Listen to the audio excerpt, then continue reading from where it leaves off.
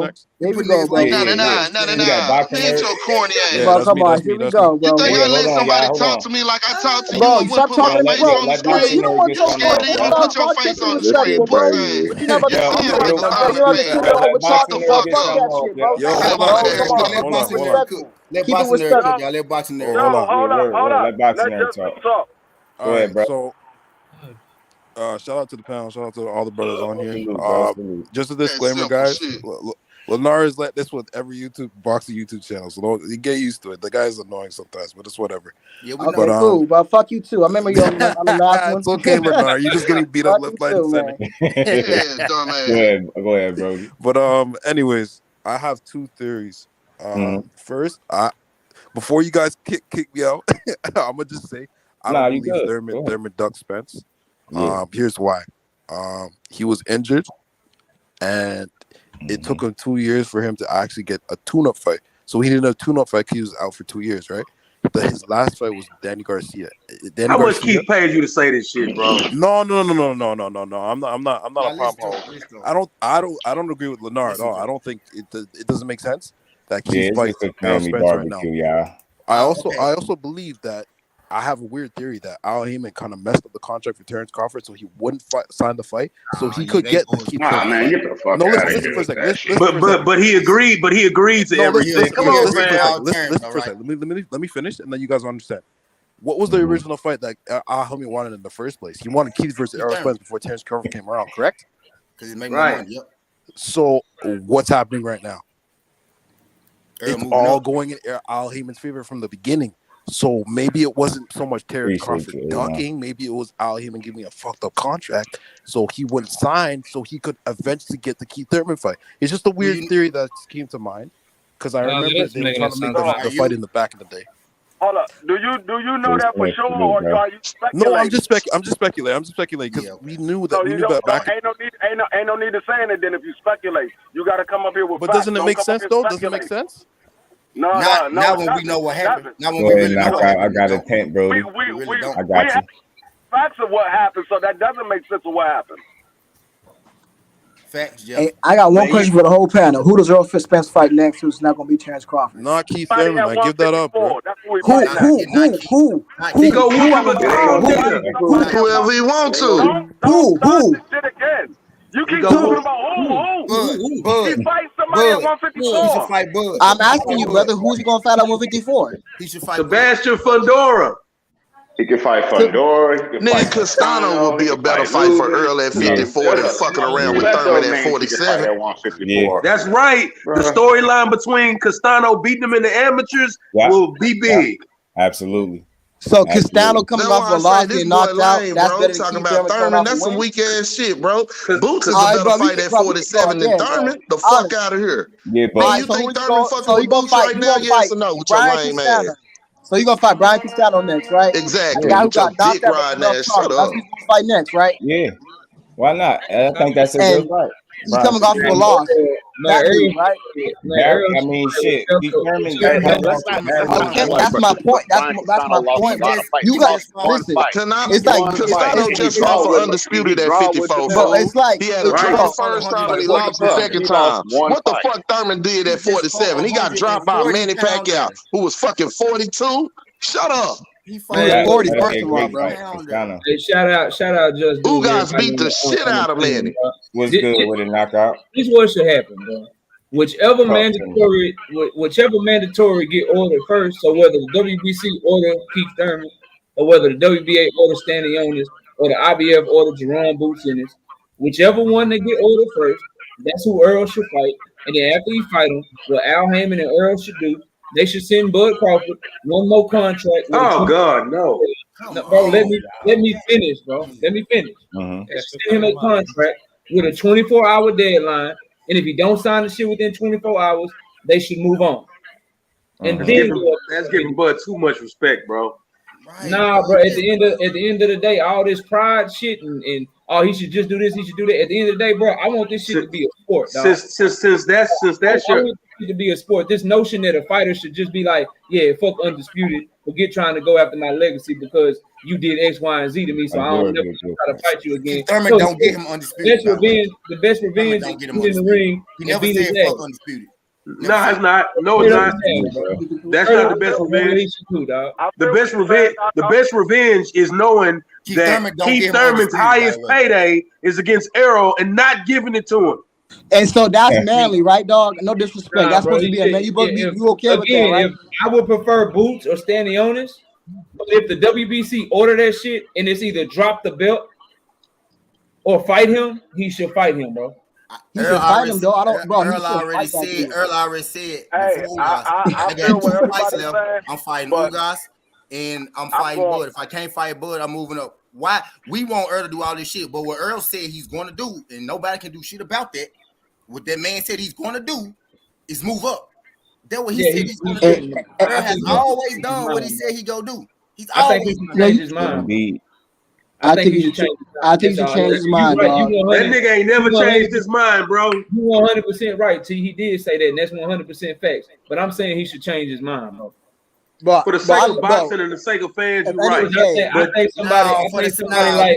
somebody like Keith Thurman. For the sake of boxing, we'll get an undisputed fight between him and Bud. We don't, bro.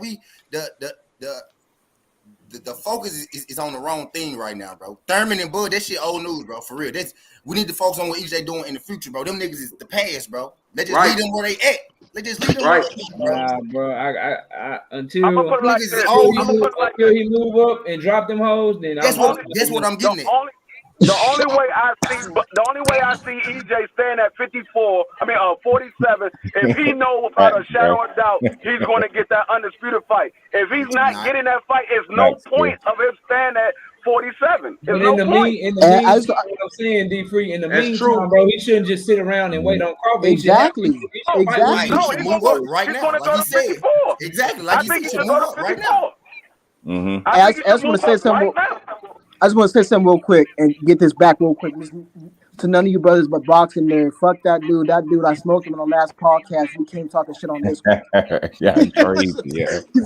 Yeah, nuts, man. I don't think EJ should wait around for nobody. I think he should go ahead and move up. He know he's not getting that fight with Bud. He should go ahead and move up. But brother, but the only question that he was saying is that Thurman fight Castano because he's not fighting Jamel. He's not fighting Jamel. He should move up and start his journey at 154. It's that simple. I don't know. I think he should go. Whoever he fight, it's gonna be his opening fight. Hey, after January 23rd, Jamel gonna move to 160 and take a tune-up, bro. We don't matter who we fight next. Bud is fighting Avanesian. Do we care who Earl fight next? Do we care? After January 23rd, Jamel Charlo is gonna go to 160. Avanesian. Mm-hmm. Yeah, I do. Yeah. I care who he fights, bro. I care who he fights, bro. But what does my thing? Hey, Southern T-Box. I wanted him to fight Bud, and I wanted him to fight Bud. But he's not. Me too. Hey, Southern T, bro. I'm frustrated just like you are, bro. I wanted the Crawford fight to happen next, but it didn't happen. So okay, his other option is okay. He can go up to 154. He go up to 154. But then who is he? Okay, he fights Castano. He can fight a tune-up. He can fight a tune-up. It don't matter. He can fight Jose Benavidez. It don't matter. It don't matter. The thing that you got. According to y'all, Keith Thurman is a tune-up. Y'all think Keith Thurman is a tune-up? According to y'all, he's not at 154 though. He's at 147. He's not gonna be there. Well, they can fight at 154 too. Keith Thurman ain't going to 154. Thurman not at 154. Keith Thurman ain't fighting Earl at no 154, bro. Yeah, he ain't trying to get killed. Man. It's a 47. He fight Earl at 54. That nigga gonna die. It's kind of like y'all for me, bro. It's kind of like we see Jesse Bam Rodriguez moving down and dropping his belt and losing leverage. Like I'd rather Earl, if he gonna move up and drop all his belts, I'd rather it be for something meaningful. Not a tune-up. That's what I'm getting at, bro. Like he's moving up. Y'all think he got one fight at Sebastian Fundora is gonna be the #1 contender for a vacant WBC belt. That if he goes up, fights Fundora, who's #1, who's gonna be #1 in WBC, that's a meaningful fight. That means soon as if Jamel done vacated the belt and they fight for Jamel will vacate them belts. He's not fighting Earl. Yeah, Jamel got to fight in January, bro. And I don't want to wait to watch Earl fight sometime in the exactly. That's well, you can thank you can thank Bud for that. So why don't he just go ahead and move up and face? How is it only Bud's fault? Doesn't the promotional company, doesn't PBC get any flack for it? Why is it just Bud? Nah, man. I guess were you guys there when you signed in the contract? Man, we do not. He walked away from it. You can't blame one guy. Man, we don't even care about that fight no more. I don't want to talk about this shit. TN want to talk about this shit. Let's bury dude, bro. Why y'all keep giving this nigga life, bro? Because this I really don't care option. about it. That's why we get him. I ain't gonna hold you. Not no more. Not as much as I used to. These folks do not want to fight. They don't want to fight each other. They don't want to fight. Earl moving up. I'm not talking about Thurman. EJ always say he's not fighting him. But what EJ can do is go to 54 and put himself in position to be the next contender for that vacant belt. Whatever belt it is. Whatever belt it is. It could be the IB right now. It could be the He next already off the strength of being a champion, bro. Exactly. Let him move up and fight with who? Let him fight whoever. He still got to. I mean, he's getting a tune-up or getting welcome into the division by fighting Fundora or Castano or whoever else. But he will be next in line after Jamel's fight. But he still got some belt, bro. So it doesn't matter regardless. He'll still get that shot regardless. Going back to 154. So why don't he? So if he go get the shot regardless. That means if he move up, he get options then. If he getting the shot regardless, right? We're talking about now, bro. We're talking about now. Right now, if he move up, he'll be getting the title shot in the middle of next year. Middle of next year, all the way to the middle of next year is when you want to wait for Earl to fight again? No. You mean to tell me he not even having to wait a year at 154 and get a title shot, and you tripping about that? But you want him to stick around and fight Thurman. Exactly. For no reason. Exactly. So you want to wait. You all want him to wait till June to get his title shot at 154. So sit on his shelf for over Is he a gonna year. get a title shot at 147? Is he gonna complete undisputed at 147 before then? Yes or no? We don't even know what Crawford's dunking that boy. So we know Crawford's up in the air. We don't even know. Is he going to? Thank you. So, like I said, it's lame as fuck. The argument is lame, bro. The argument is not lame, bro. You used to understand logic, brother. No disrespect. Nigga, no logic don't fucking make sense. It's very flawed. I'm just saying. You got 8 motherfuckers up here telling you. No, it's not you making and Southern sense. T. It's 8 motherfuckers Everybody up else here. agrees with Southern T and him. What are you talking about? Not got boxing though. No, you talking about I want him to stay because T told me to bury him, but I just won't bury that fight. I want that fight so bad. Exactly. Knockout told you that he wants to fight for personal reasons. So I think not for his legacy, not for Earl's benefit, not for nothing else. Knockout said he wants that fight. Versus Bud. My fight gone. Knockout said he wants my fight done. He need to move up. Knockout said he wants that fight for his own personal reason. At least he honest. You talking about legacy. You talking about legacy. When he got a shot at a 154-pound title in less than 6 months. Somebody gonna block. He's not gonna get a shot at like whack as fuck. He's not gonna get a fight Thurman either. Is he gonna get a? Is he gonna get a buzz? He just negotiated with Bud for 8 months. Y'all talking about Earl waiting around. When the last time has Earl fought 2 times in 1 year? Exactly. That's another one of my points. I'm talking about even before his accident. When the last time he fought twice in 1 year? It's like what, 2018, he was enjoying 2019. life. Let the man enjoy life. So this is what I'm saying. I'm saying go ahead and clean up Keith real quick while you wait for Crawford and you get that fight on afterwards. Ain't nobody waiting for Crawford. Ain't nobody waiting for Crawford. And that's my point. And that's my point. And that's my point. So if you don't, so that's my point. Real quick, Earl been fighting 2 times a year, all the way up until the car injury. He fought twice in 2019. He fought Mikey Garcia early in the year. He fought Sean Porter late in 2019. Fought 2 times in 2018. 2 times in 2017. He was fighting 2-3 times a year his entire career until he started having the last 2 years. Exactly. So I'm like, so the way I view it is like this. 2 years, the way you see it. The way I view it is like this, and the most logical thing is if he's not fighting Crawford next, right? He ain't fighting Crawford next. We don't even know if Crawford even wants to fight. What is he doing in the meantime? Not fighting Crawford. So what is he doing in the meantime? Why he not fighting Crawford? He ain't fighting Crawford because Crawford dumped his ass.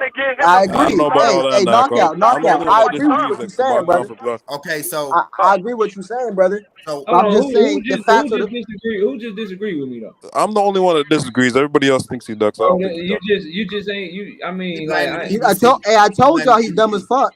You're the only one that's getting flamed on this panel. You're the only one getting flamed on this panel. Hey, bro, you came here throwing shots, bro. Not to throw shots back. Don't talk to me. You came here throwing shots, not to throw shots back, brother. I was minding my business. You get I was flamed waiting for every brothers, and you came here Nobody throwing likes shots. you. Everybody thinks you're rat. Your troll game low budget, bro. I don't know. Go ahead. Lamar, your troll game low budget, fam. Low budget indeed. Yes. That's low budget. Hey, bro, ETB. I'm just saying, the guy came at me, 817. The guy came at me. I was talking to you and that's some somebody else. EBT card trolling you doing, my nigga. I don't know. Hey, as long as it gets under his skin, that's all I I want to talk to you. Knock. You can't even try to explain that shit. Don't even try, bro. If we can have a fair conversation, I'm not gonna argue. Go ahead, bro. Go ahead. I'm listening. No, I'm just saying. I put out a theory earlier today. I don't know if anybody else agreed with it. It was just my thinking. You already, Lou. We can't talk about theories and shit. Let's talk about facts, bro. You don't got all the facts. Do you have all the facts? If this nigga fight David, if Bud fights David Polynesian Sauce, December 10th, it's a duck, bro. I do have facts. You want to hear? You guys wanted it to wait for a year before he fought? No. You want to fight Earl. Nah, I gonna cook understand on that, your but shit, like, box nerd. Gonna cook on your shit. Gonna lay your shit out so you can get cooked. Go ahead. why would I get cooked? This isn't a debate. I'm just sharing my thoughts and you can share his. Because you can't debate. That's why you ain't got to argue. Lennar, shut up. Go sit in the corner. No one's talking to you.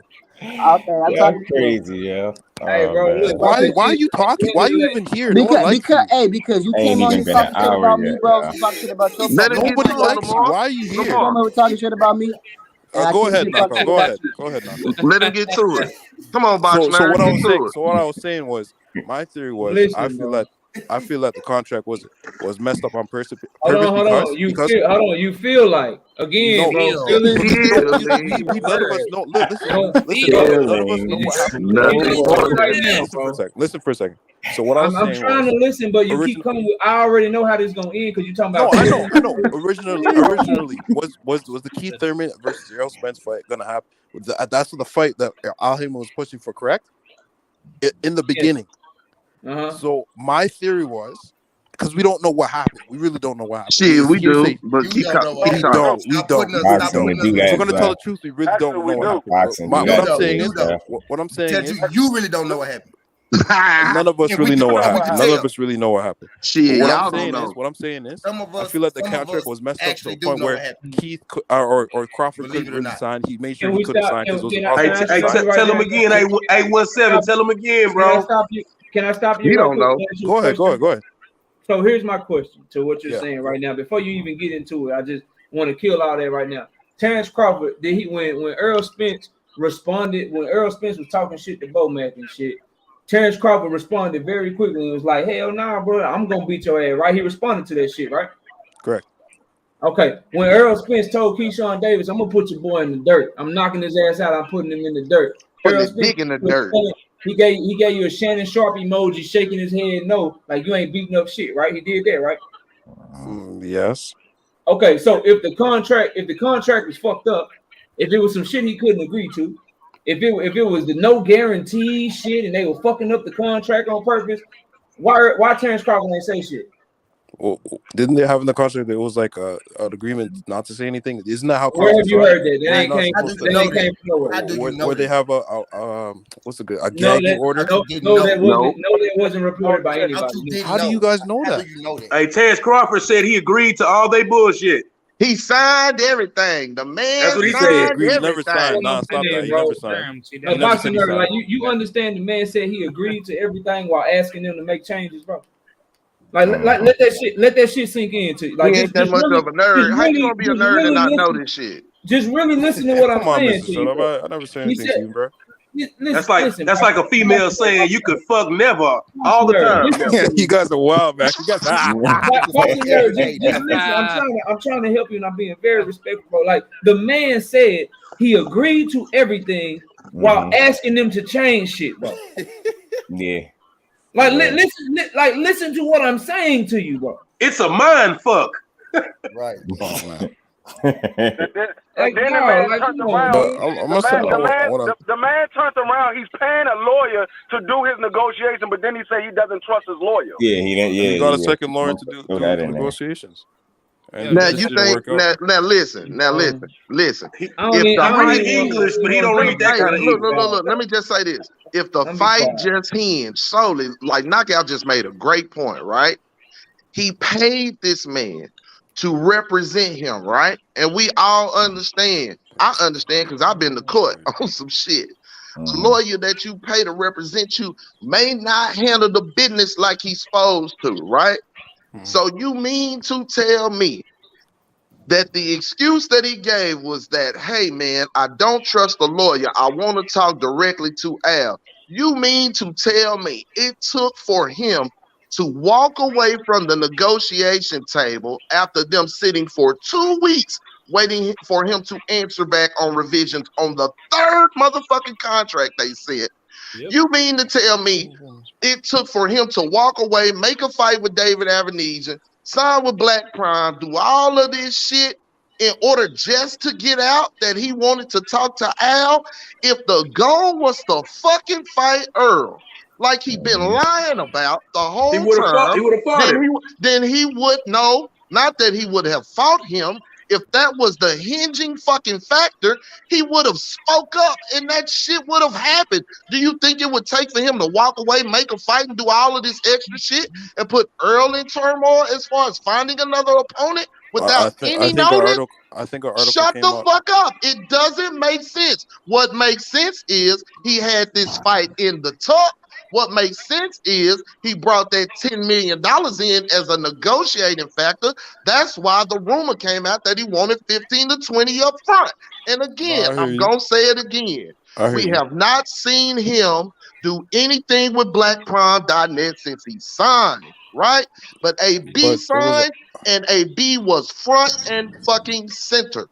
PBC and Al and them said, we follow this model, and especially for you because you don't like to do your fucking job. You just like to show up and fight. You don't like to promote your shit. You don't like to do interviews. So what? Bob said your ass, because of that, it kept me in the fucking red. And when your ass became a free agent, it was obviously the truth because nobody touched his ass with a 10-foot pole. The two things that AB and Crawford got in common are that they didn't have nobody that wanted to facilitate their bullshit. They found somebody to facilitate it. Well, these comments is crazy. That motherfucker just sat down with Earl so he could have to say that he tried to make the fight, but the nigga never wanted to fight me. That's bullshit. He knew Earl was going to beat him for undisputed and render his undisputed bullshit like it already is. He didn't want him to make history on his motherfucking name. That's why he ducked it. So apparently it's gonna continue in 2023. The conversation. You goddamn right. That's why he got to move up to 54 and keep moving. No. And fight nobody. No, they're gonna continue talks after he fights Japanese. Nah, you hoping that they don't continue talking. Errol Spence and Al you a nerd and be so dumb? I'm not going to negotiate. Why you think you gonna shake your dick at Al 3 times in a row? Can you 2 or disrespect 3 me, times you in a row, and he's still gonna try to sit down and negotiate? Nah, I don't deserve it. Fuck you. Shut up, Lenar. You ain't it.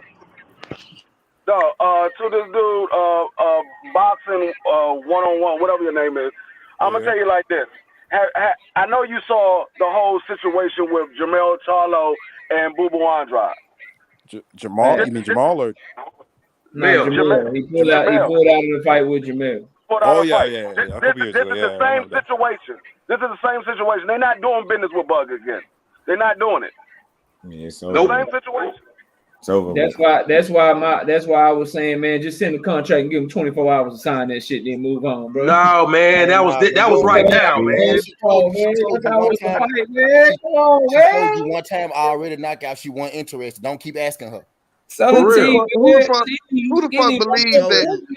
fuck believes that fight came together in 48 hours? Let me get to a man on this panel. Thanks, Nobody.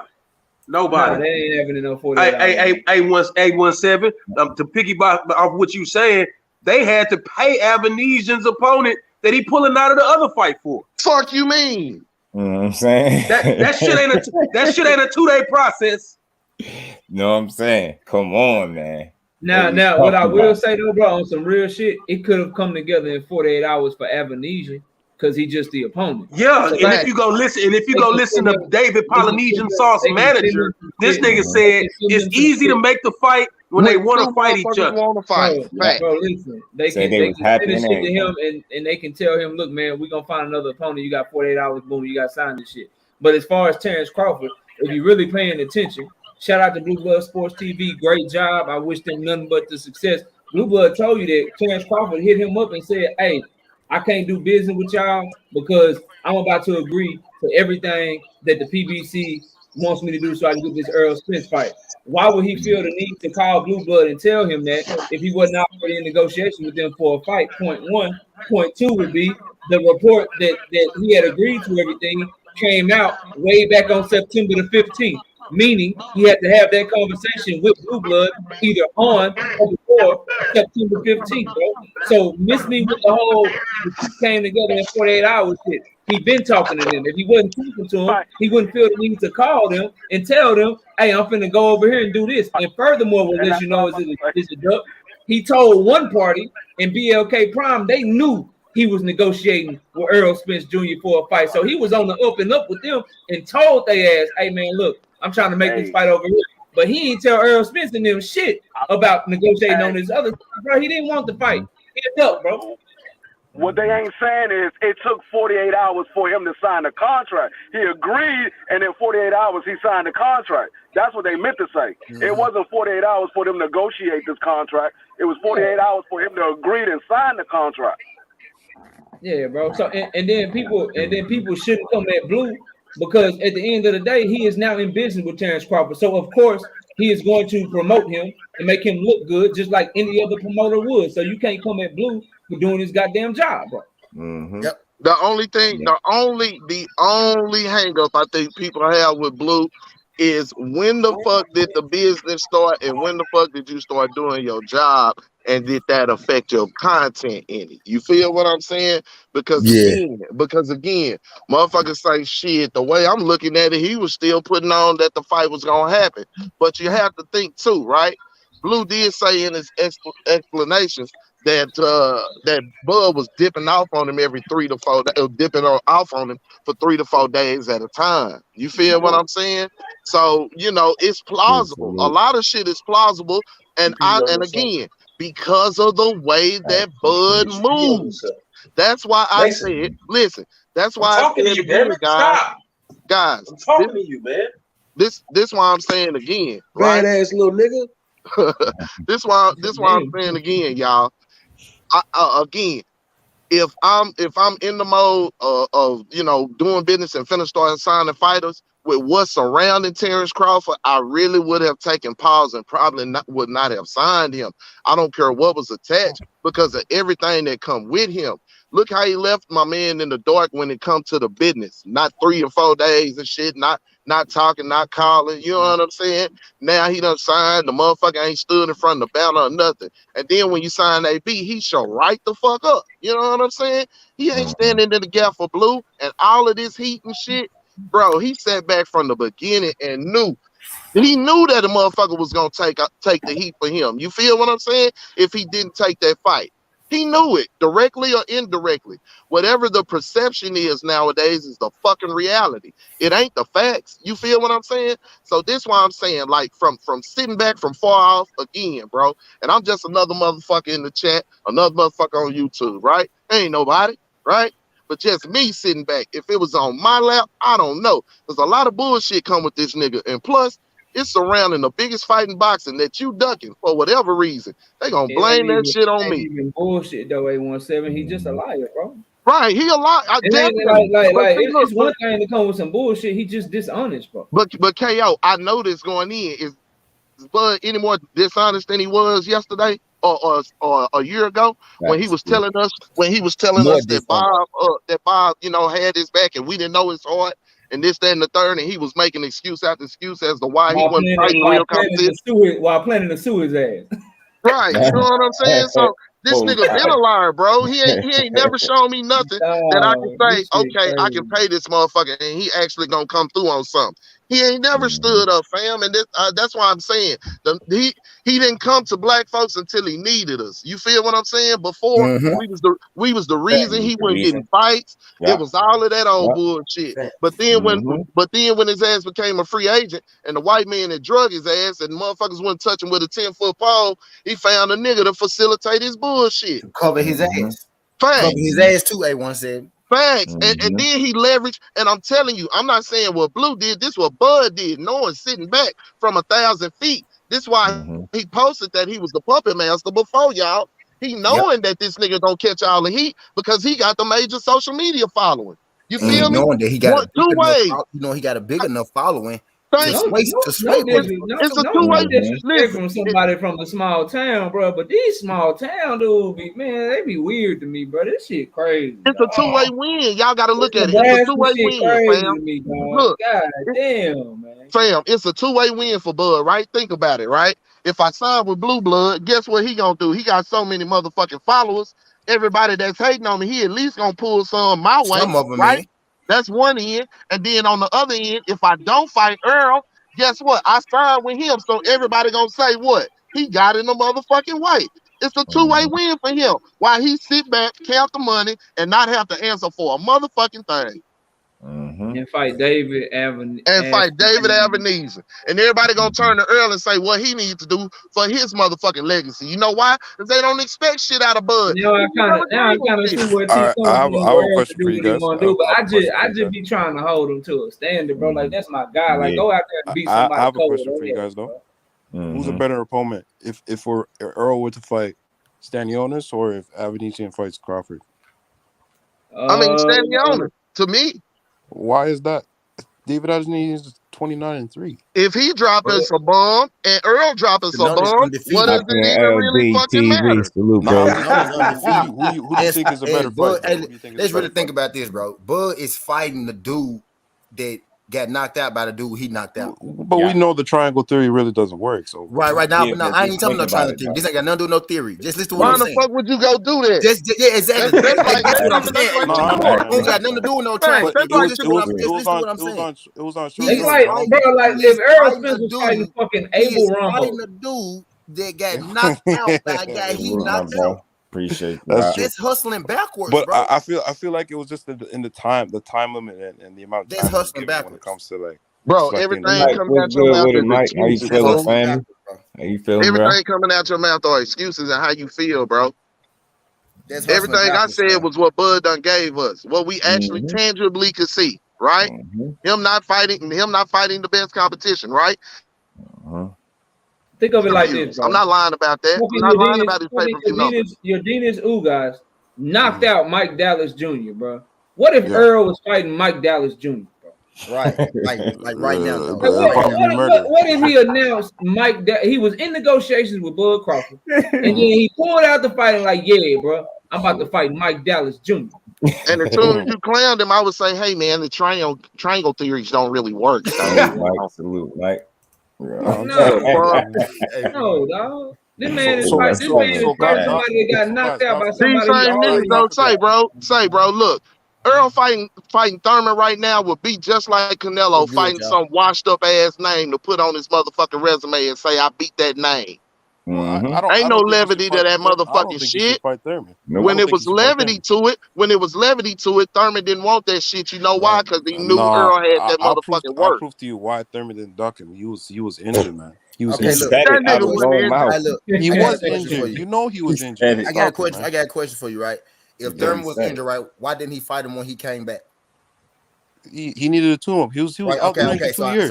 And let's talk about Thurman injury. What's the recovery time on his motherfucking injury? I knew that was coming, right? So would you say that Errol Spence needed a tune-up after he damn near killed himself in the accident? And would you have thought that he needed a tune-up?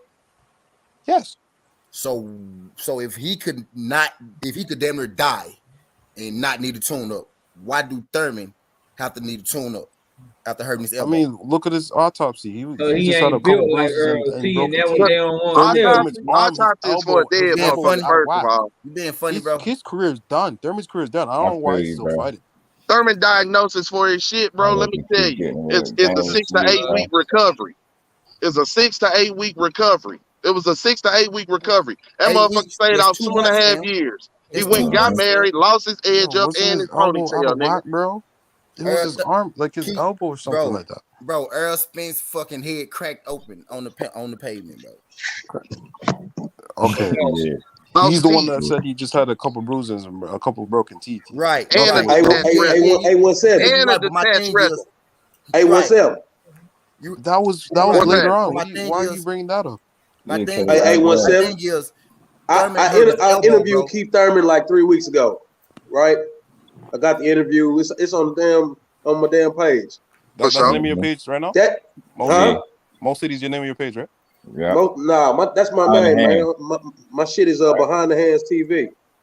Okay. I'm the dude that interviewed 50 Cent. Right. Okay. About Bud and EJ. Nice. Oh shoot! Okay, you got us all excited, man. Jeez. So keep cooking, fam.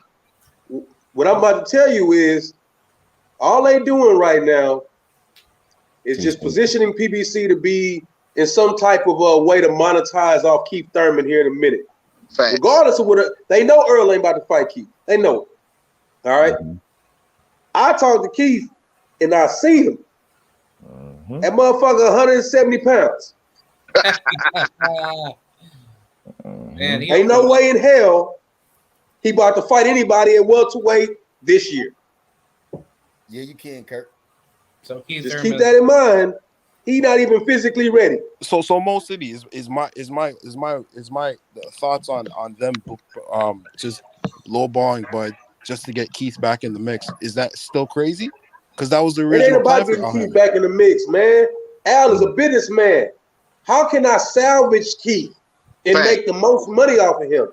I know Earl ain't he gonna thinks do it. he can't make any money off of Bud. I know Earl ain't gonna do it, but if I put a damn title in his hand or let him compete for a title, or somebody like Boots get mandated to fight him, I'm gonna get the most bang for my buck. Because they tried to get the bang out of the buck for him before with the Boots fight, and he turned it down. Turned it down. Hold on. You said did PBC try to lowball Bud so they could go ahead and get the fight with Thurman? Who is the biggest paid fighter in PBC outside of Deontay Wilder? Isn't it Earl? Nobody. Yes, it's Errol Spence. And Errol Spence gets a guaranteed of 1.5 to 1.7 every fight. No, I said go about Bud so he wouldn't sign, not Earl. I never said anything. No, listen what I'm saying. This is what they do. They give you a low guarantee and you make your money on the back end. That's what they do. And D-Free, why do they do that? Yeah, because they want you to make your money. Thank you.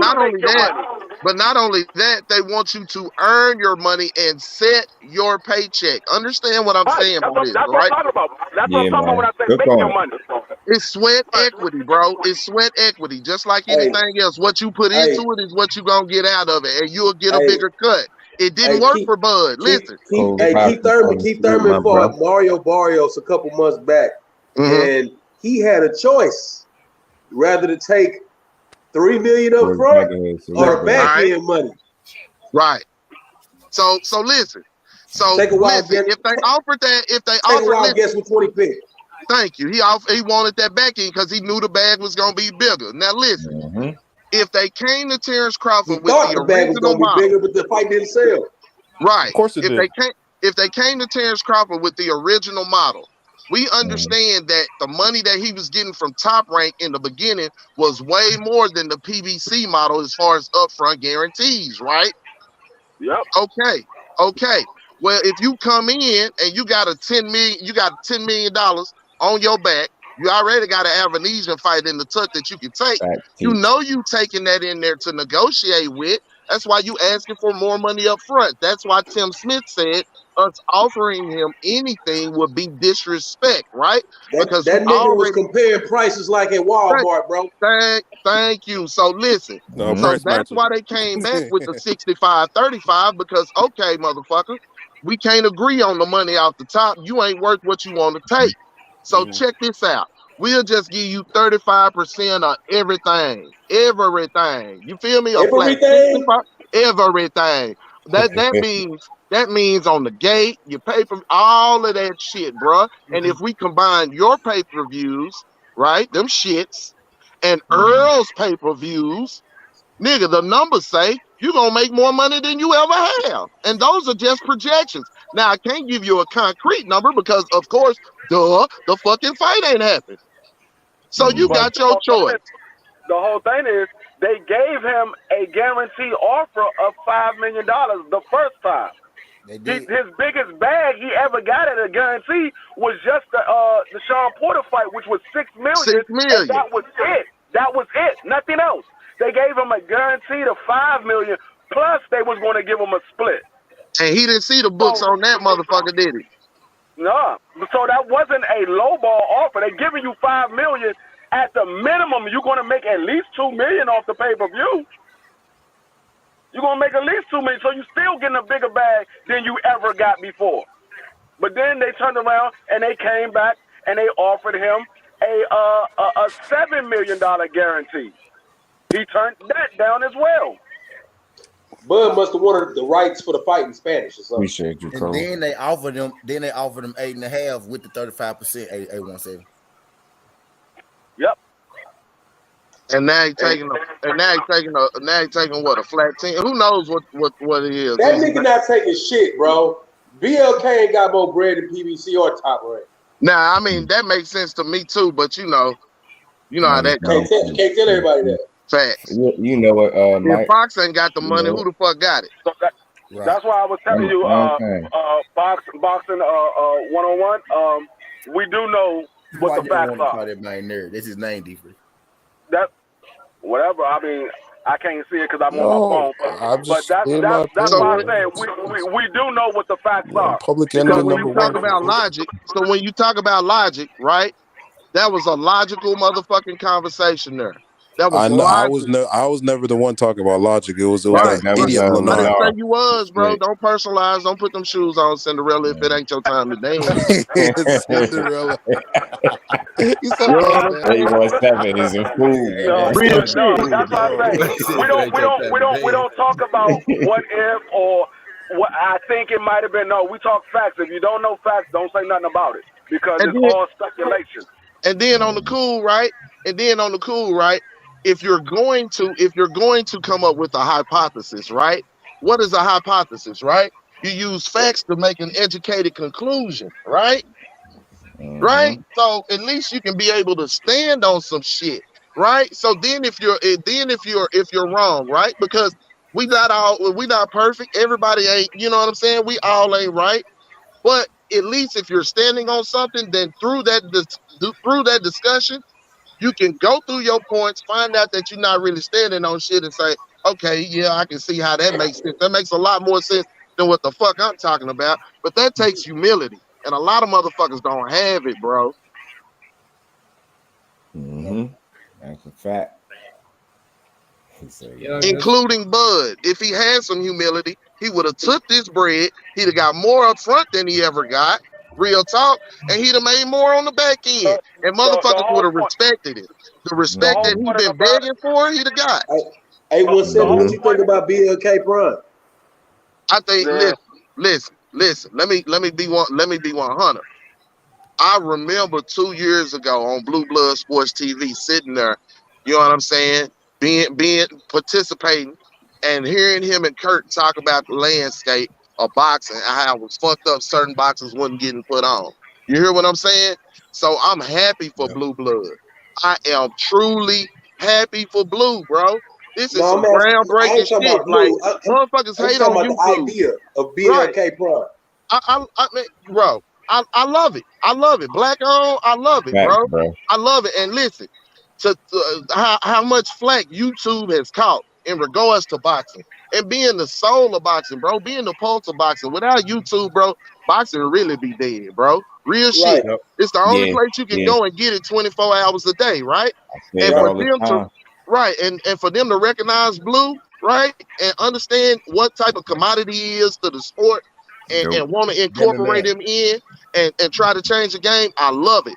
The only thing I don't like, I'm going to say it, I said it earlier, I don't give a damn what kind of bag was attached to it, bro.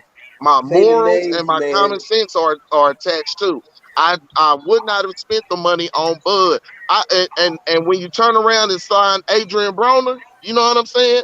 There's no explanations that came with signing Adrian Broner. Nobody had nothing to say except for the nigga might not let his hands go, but they ain't gonna say he ain't gonna sell the brand.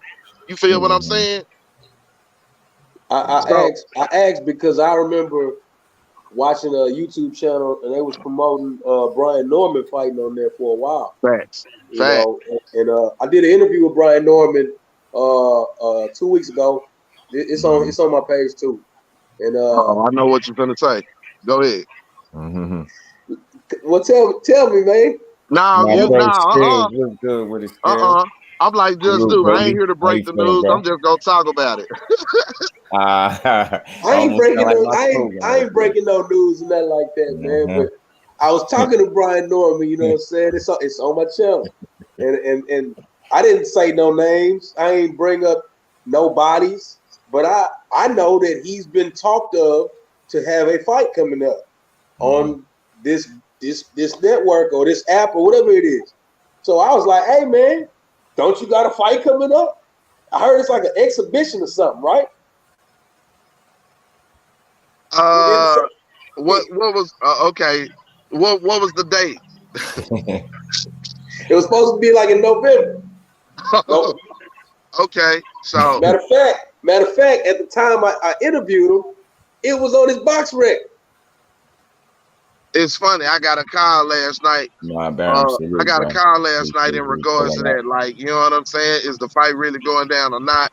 On the site, it was saying this, but somebody else saying that. And now they don't want to talk about it. They misspelling the names of the.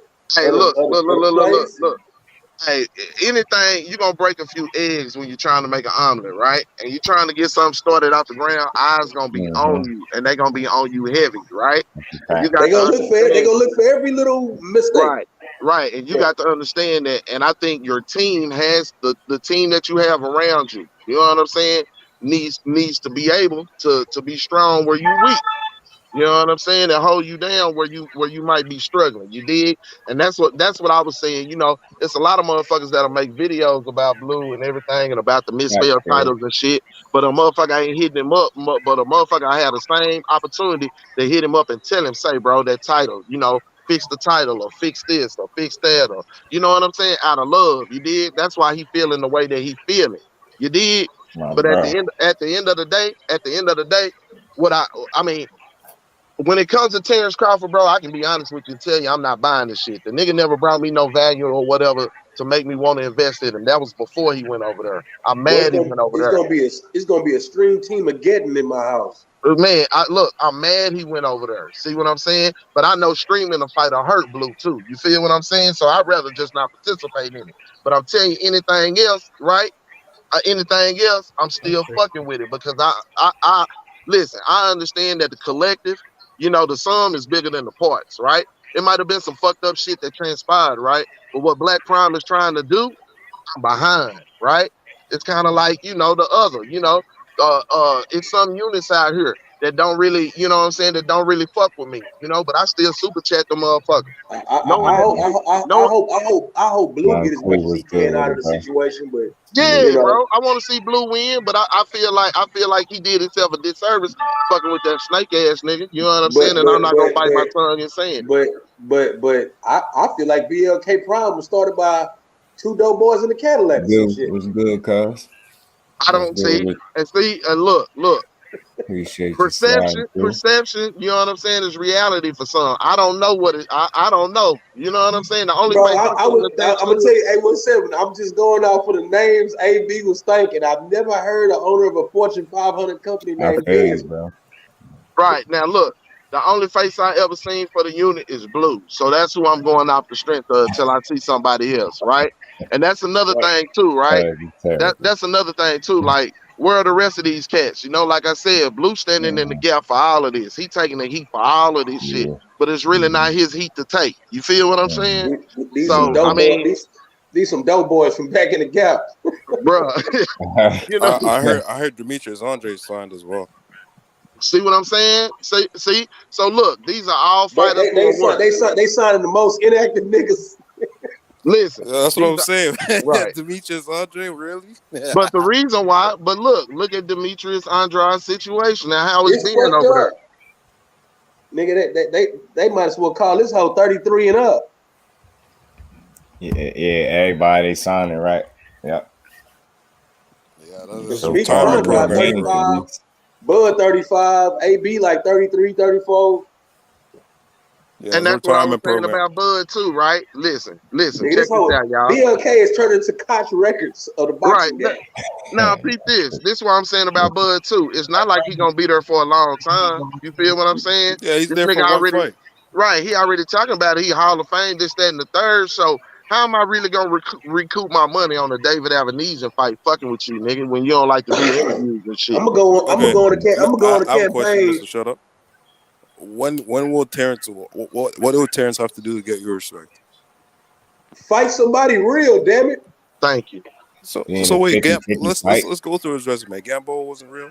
No. About him as like hold on, boxing nerd. Yes, sir. He was 135. He was 135-pound champion. No.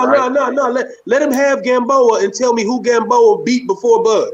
Not even just that. That's one, He right? ain't beat nobody, And bro. you No, you but know he he was gonna hyped up as return the to his next big amateur thing. shit. Like he was a betting Look, underdog. look. He brought up 126 pounder to fight him and had a fight with him. And got buzzed by this motherfucker. Damn near got knocked the fuck out too. And then turned around and wanted to clown Earl for not knocking out Mikey. The fuck out of here. Yeah, that was He weird. drummed Mikey. Beat him like a drum. Bro, you said let's go through his resume like you was about to say some names or something, bro. Right. Who the fuck is Ndango, my nigga?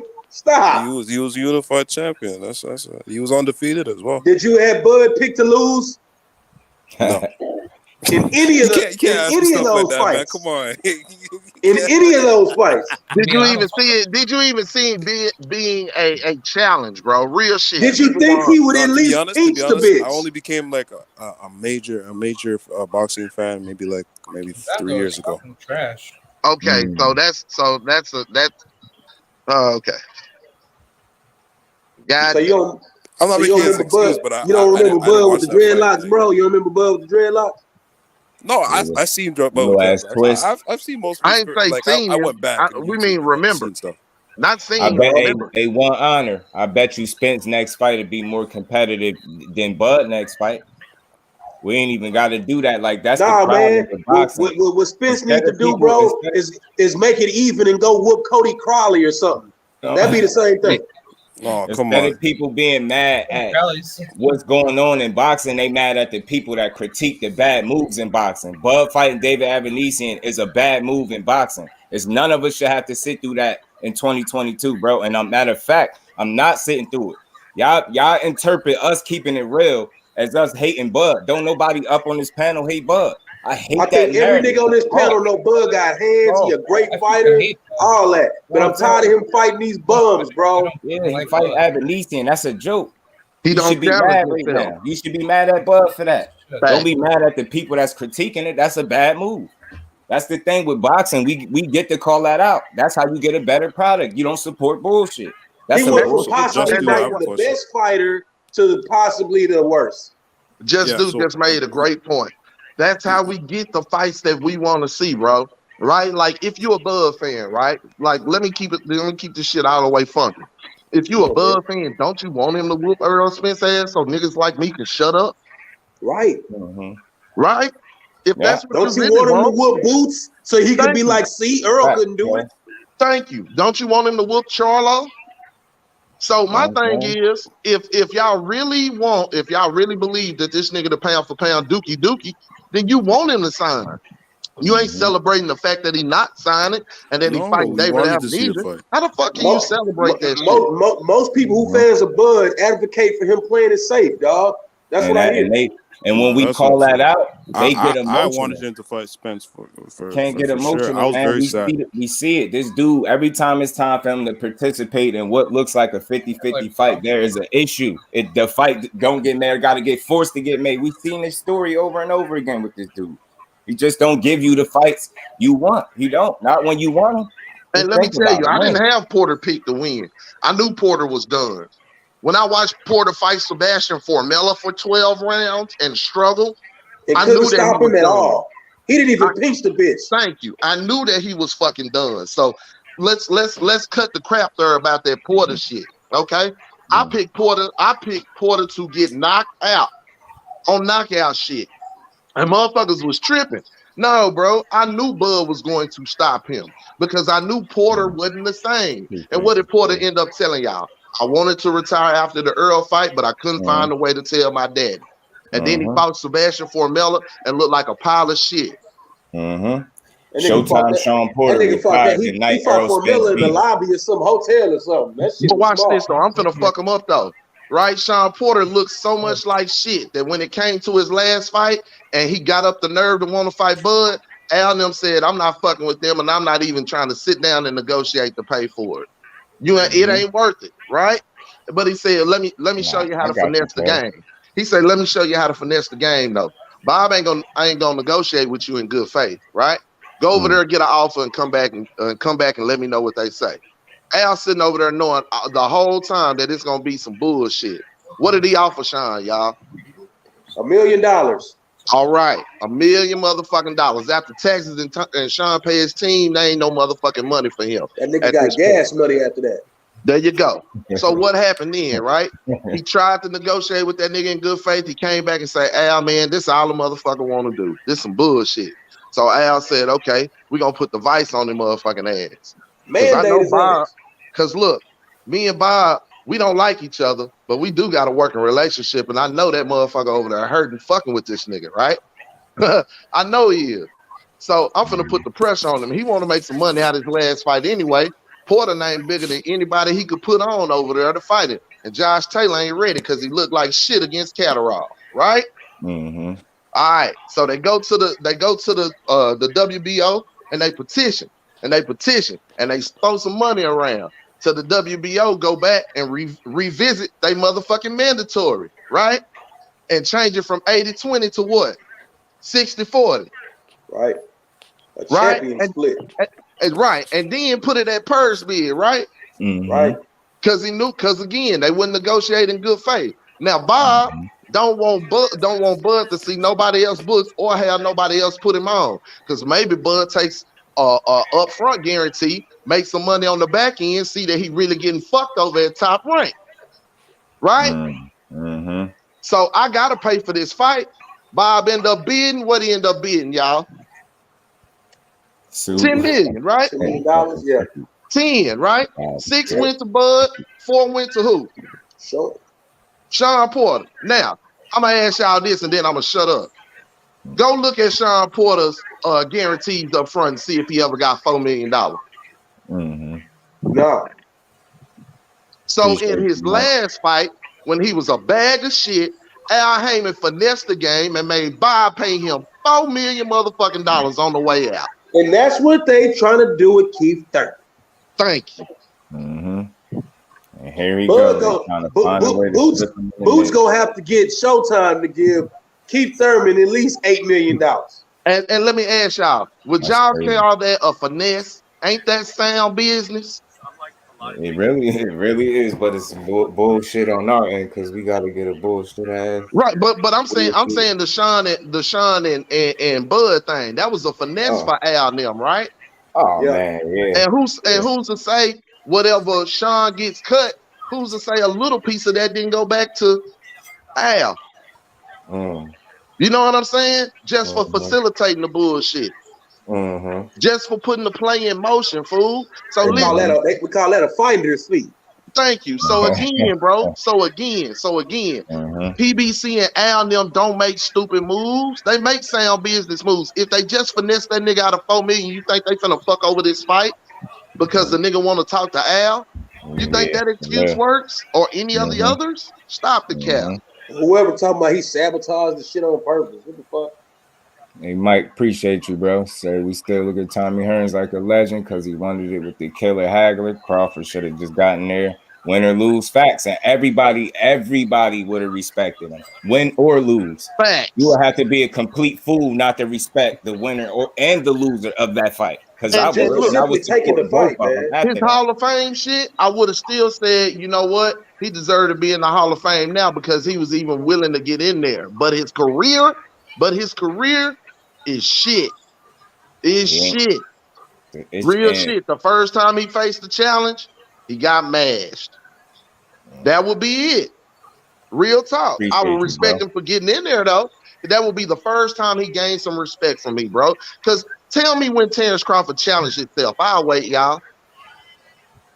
He challenged himself when he acted like he was going to sue Bob. Thank you. The motherfucker, listen, the last challenge he faced was Breeders Prescott. Whoa! Because that's the motherfucker that Top Rank, they didn't think he was gonna beat Breeders. That's the last tough fight he was in. Breeders Prescott. Oh, so what was Errol's 50-50 fight? What'd you say? What's his 50-50 fight? Being 17 months removed from being thrown out of Ferrari, fighting Danny Garcia. You actually thought Danny Garcia was going to beat him? You actually thought Earl was gonna be exactly the same. Thank you. Yeah. Come on, man. So Danny Garcia versus Errol Say, how Spence about this? How about you was get a thrown from a 50-50 Ferrari fight. and then let me fight you and then think you gonna win? Who else? I'm gonna beat your motherfucking ass. And let me ask you, who else in the last 20 years? Who else in the last 20 years in boxing, bro? Right? Done came back from flipping a vehicle and fought a 2-time world champion and made it Nobody's look like ever done work. that shit. And So everybody on this panel thought it was a 50-50 fight. Wait a minute. And then turn Coming off a around car and had accident, a bro. detached You gotta retina. add that in there. It was He not detached Nobody on this retina. panel knew exactly what Earl was gonna look like. Exactly. Bro, he Even detached his Earl. retina after the flip in the car and came back and beat another champion, fool. Listen to what you... Hey, 17, on another you also layoff. got to add in the fact that they offered him a tune-up. Fuck you mean? And he wasn't I taking like it. Bud, Because cuz. tune-ups You for know, I like motherfuckers Bud. who are unsure of themselves. He fight Earl. He ain't sure, cuz. I think that's why he ain't make it happen, to be honest with you. I don't think he's sure. I don't think he's sure of himself. It's, to me, what I get, the feeling, it's just my opinion. I can't pass this as a fact. My opinion is I feel like the people that think he gonna win this fight, I want to say that they ain't even got to be fans, whatever. The people that think Bud gonna win are more confident in him than him and his team. To me, Yo, just nobody gonna convince me otherwise. He had an opportunity to get the biggest fight of his career when he didn't even have to do the heavy lifting. The other dude did it all for you, and he served you with 3 belts on the platter. And Just a shameless plug to piggyback off what you said. I interviewed Bernie the boxer, and Bernie the boxer swore up and down that Bud stops Jamel Charlo. Yeah, boy. All right. Say, what you just said is the people around him got more faith in him than he do. That's a fact. Now look, Ma Bear, I'm talking about Boosters 27 fights in and still picking from a cherry tree. Look, now check this out. 29. Check this out. You got to pick from a cherry tree when you can't go pick the high fruit. You got to take the low hanging fruit because them niggas know what's up. What fighter at 147 is anybody talking about they don't want to fight? I have a question though. We seen Sean Porter. We seen Bud Crawford find a way to talk off Bud. I mean, to talk off Boots because they don't want to see the young man. They afraid of him. While you clowning, you afraid of him too. I keep saying this. He can't prove to y'all what y'all want to see from him if nobody gives that man the opportunity. And after a while, I don't want to hear low risk, you know what I mean? Low reward. I don't want to hear a high risk, low reward. Get your ass in there with him. That man got 29 fights, and I'm telling you, I bet on this. When he get the opportunity, he is going to make somebody pay for it. I truly believe that. I don't care who it is, win, lose, or draw. Whoever he fight, when he get that opportunity, he either gonna make an example out of him, or it's gonna be he gonna put him through hell, man. So you think he gives tough fights to both Spence and Crawford? I think he gives a tough fight to Spence. I still got Spence beating him. Crawford, I got him knocking Crawford out, and that's because of the style. I keep saying that. Spence got the style to fight him in close, where Crawford does not. With that chess match kind of style, you got to look at it skill for skill. What is it that Boots can't do that Crawford could do? He's bigger, younger, he's just as fast, he's stronger, he hit harder, he switched better. I got him knocking Crawford out. No, he actually switched. I go opposite way just because. Yeah, no, I go the opposite way just because Spence doesn't have a great time with movers. So he struggled with Sean Porter. He was struggling with Terrence Carr. Huh? Who's a mover? Struggled with Sean Porter. He did struggle with Sean Porter. That's not struggling. Bro, listen. A competitive fight don't mean you struggle. That's not struggling. It was up and down. He ain't struggling with Sean Porter. It was a palm boot fight. Who do you think was the tougher fight for Sean Porter? Errol Spence was a tougher fight for Sean Porter. Without a doubt, because his pops even said it. His pops even said that. And I always told people that. Y'all think because he got TKO'd or his pops helped him TKO that he had a tougher night with Crawford. No. He said that was a war with Errol Spence. Every round was tough on Sean Porter. He said, go and let him know though. The same round where he quote unquote got stopped at against Bud, the same round he got dropped by Earl. No, I was the 11th. Salute, bro. What I'm saying is it's the same point in the fight. He took Bud to 10 rounds and he didn't fucking train. Man, get out of here, dog. And Bud wasn't willing. Bud wasn't even willing to have that kind of fight. If you actually look, I went back and watched the fight. Like I said, I didn't pay for it. I didn't pay for it. But if you watch that fight, Bud wasn't even willing to have that kind of fight. Earl went in with the mentality of, I'm going to fight his fight and beat him at it. Everybody thinks he's so tough inside and he's so good in the phone booth. I'm gonna beat him at his shit, and he beat him 8-4. I keep telling people that's what made that fight. It's impressive. You got to watch it over to realize. Bud was not willing to fight the same fight. Whenever Bud got attacked, he shelled the fuck up. He held him. I watched it over with you unbiasedly. It was 114-113. I scored at 114-113. I don't think that fight was that close at all, though. No, I scored it without listening to no commentary. I bet you did. But you did tell me that you just started boxing like 2 or 3. You just started watching boxing 2 or 3 years ago too, you know right? what I'm saying? Like, Okay. Look, that fight. So does that mean I know nothing about boxing just because I started a short time ago? He's not saying that. He's not saying that. Don't go that far. I'm just saying. Bro. I understand, That's bro. what he sounds like he's saying. Listen, what I'm saying is this. He'll just say it. He's not saying that. Don't assume what I'm saying. Let me say what I'm saying. What I'm saying is this, bro. Right? In 2 to 3 years, right? I've been watching boxing since I was 6 years old, fam. 6. Right? Mm-hmm. You've been watching boxing for the last 2 or 3 years. Mm-hmm. I understand how you might have seen 114 to 113 because I understand you only working with 2 to 3 years of this shit. And boxing really in this era, I've seen boxing through eras. Now, again, bro, I've been young before too, and I hated to hear old schools talk about shit. But on the other end now, I understand the motherfuckers got experience. They seen a little more. So this is not a derogatory stab at you. I'm just really telling you, bro, you ain't got skins in the game like that as far as watching different fighters, seeing different fighters, fucking with different scenarios to know what you're looking at, really. That's what I'm saying.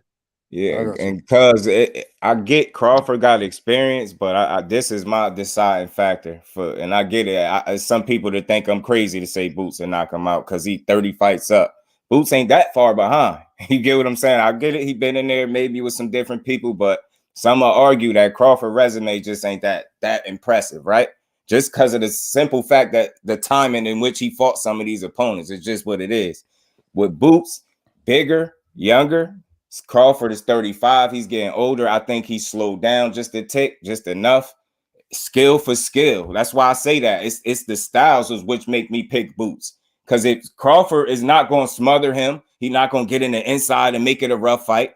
We all would agree that would look more like a chess match between two athletes. And I truly believe Boots can do everything Crawford could do. And he might be able to do some of it a little bit better. That's what I see. Crawford is a hell of an athlete, but Boots to me is a generational talent. I'm going to keep saying that. I say that about him and Shakur. I go on my shield. If I'm wrong, I swear I'm going to be the first person. Yo, he's my favorite right now, man. He's you're going to have to show me you could really do something with that young boy, man. Crawford, man, it's a reason these dudes ain't speaking his name. And I'm telling you, it's for good reason. And so when he do get that opportunity, he going to make somebody feel it. Why? Somebody going to pay for it. No, he's my favorite fighter right now, man. He's really is. No, he's my favorite fighter right now. Boots. No, he's dangerous. And again, I don't want to make it seem like he'll just walk through Crawford, but I think the end result would be Boots knocking him out. I really believe that because of the styles. He won't smother Boots. Boots will be allowed to think.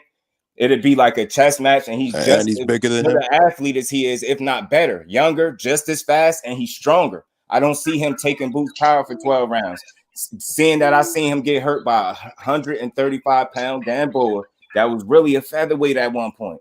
You get what I'm saying? And I hear it from the boxers. You can get better with your skill, but you can't train that chin. And I'm willing to bet anything Boots hit him.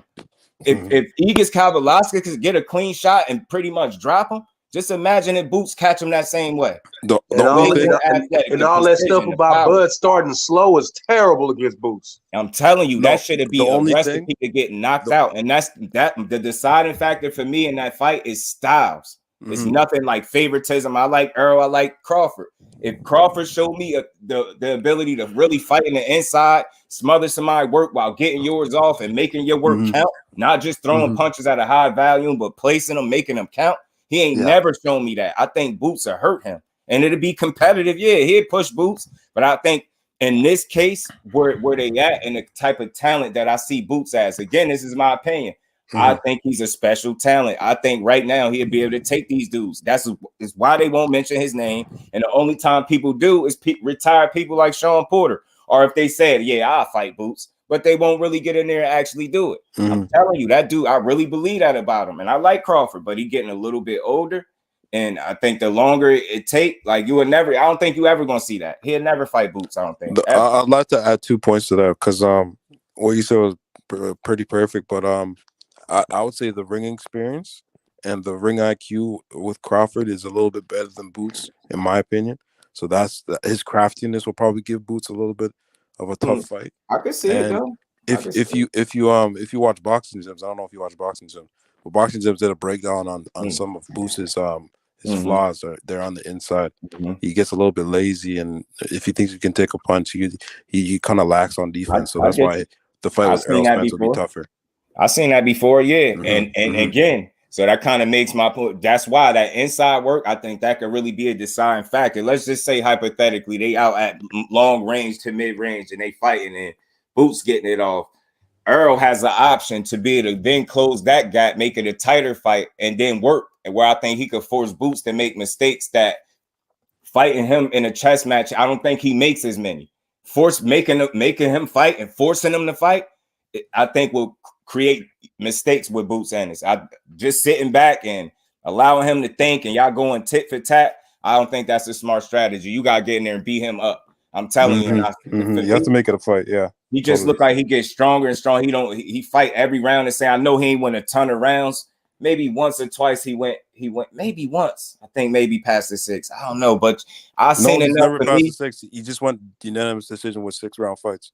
Yeah, I see a dude that like it just lives the fighter's lifestyle. It ain't just what he's doing in the ring. I think he's special, man. Yeah. I do. But I like Crawford, but that's it'll be a hell of a fight. He ain't gonna just walk through him because Crawford could fight, but I just don't think we'll ever see that. Yeah. We might not even get but let me appreciate you, Scales, in that super chat. The following sequence, your logic become law. Spence did all the heavy lifting. Belts served Crawford on a platter, sledgehammer, powerful. You hear me though? And I'm just telling you. And again, if people could take their emotion out of it, you would be able to understand. Ain't nothing I ever said up here about Crawford is hate. It is. It's never gonna be that. Dude, I hate how he move because it's confusing. It don't make sense a lot of times. His moves don't math to me. They don't make sense. They're not logical to me. It's like then you got people that make excuses, and I'm trying to tell people in 2022, I switched it up. Forget calling him a duck. 2022, you worked too hard. Let me go that route. You worked too hard. You knocked all these dudes out in a row. You done held your belt, defended your belt all these times, right? Why are you wasting your time with David Avanese? You too good of a talent to be wasting your time, especially in 2022 when you got undisputed one fight away from you. It's a waste of everybody's time. He's pound for pound number one. Bud is, Hey, Bud is so good, but his moves look like he's a dude trying to get away from something.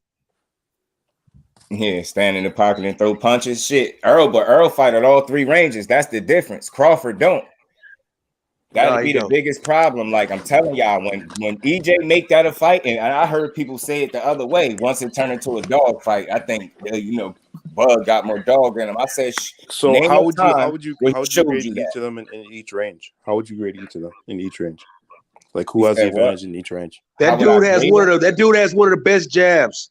He got one of the best jabs. I agree with that. He's a master in the pocket, and he's very hard to hurt. Yeah, like I feel like this when it comes to EJ and that Porter fight. That fight was more competitive than it was close. Does that make sense? He was competitive throughout the entirety, through the duration of the fight. But if he lost the majority of the rounds, you can understand why I'm saying it was more competitive than it was close to me. And the judges, they saying what they saying. I'm not gonna argue, but I feel like I sat up here and actually judged the fight on my own, and I definitely got a different, you know what I mean, viewpoint from the judges and shit like that. Yeah, I actually just in terms of like the judges cleaner don't be paying punches attention to shit. and stuff like that. You say that again? Just the cleaner punches that were landed by Errol, I guess. Cleaner, yeah, just the better work, period. And then I think, I don't expect the judges to factor this in, but for me, what made that performance impressive is when somebody tell you they're gonna beat you at your own game and then go out there and do it, that makes it impressive. I get it. In some spots, Sean Porter closed the gap, made it tough, made the fight that way. But I think the other half of that, because there's two sides that I think the other half of that, EJ obliged him because he told him he would. He's at no point did he really try to sit behind the jab how he do in normal fights and fight. That was a fight. That wasn't a boxing match. That was a fight. Crawford and Porter, that was more of a boxing match. He lost the minute he decided he was going to go in there and box with Terrence Crawford and not fight him. Because we all know Showtime Sean Porter does what? Fight, make it rough, get in your chest, throw a lot of punches, outwork you. Where was any of that? He was never, and I always say this, we know when it comes to the record who retired Sean Porter. We know that's going to read Terrence Crawford because that's the last fight he had and he was stopped, right? We get it. But I'm telling people the last time Showtime Sean Porter was in the ring was against Errol Spence when Errol Spence beat that shit out of him. The dude started talking about retirement and all this. He told his father no. He half-ass trained. And just think, I just want to say this. He said Spence was the fourth best fighter he fought, right? But is on record for saying when he fought Spence, he was in the best shape of his life, of his career. But then when he fought Terrence Crawford, who was the #1 fighter that he ever fought, he half-ass trained. You make that make sense. You tell me, why did he feel comfortable enough to half-ass train against a dude that was supposed to be the best fighter you ever fought? That I'm never letting him off the hook. And that's why I be saying when you hear shit like that, you just know he didn't get the best version of Sean Porter. Is that Crawford's fault? Hell no. Crawford handled his business. But this is why people criticize that win. It's like you don't want, it's not that you discrediting him. When you add in the factors and you looking at a dude that is visibly, what did his father do soon as the fight was over? Not only did he throw the towel in, not only did he do that, he threw him right under the bus. You guys get to a certain point and they think they know everything and he don't want to do. He basically threw him right under the bus, said he didn't train his hardest. And that's what I'm saying. People look at that as a slight to Bud. No, that is not. That's just a reality. He got a guy telling people he's thinking about retiring, and he didn't train well. He didn't train to his best of his ability. He did not. And then you go a step farther. That version of Sean Porter should not have had that much success against Terrence Crawford to me. Right. Are very telling. Kell Brook had Terrence Crawford eyes swelled in like 2 rounds with a jab.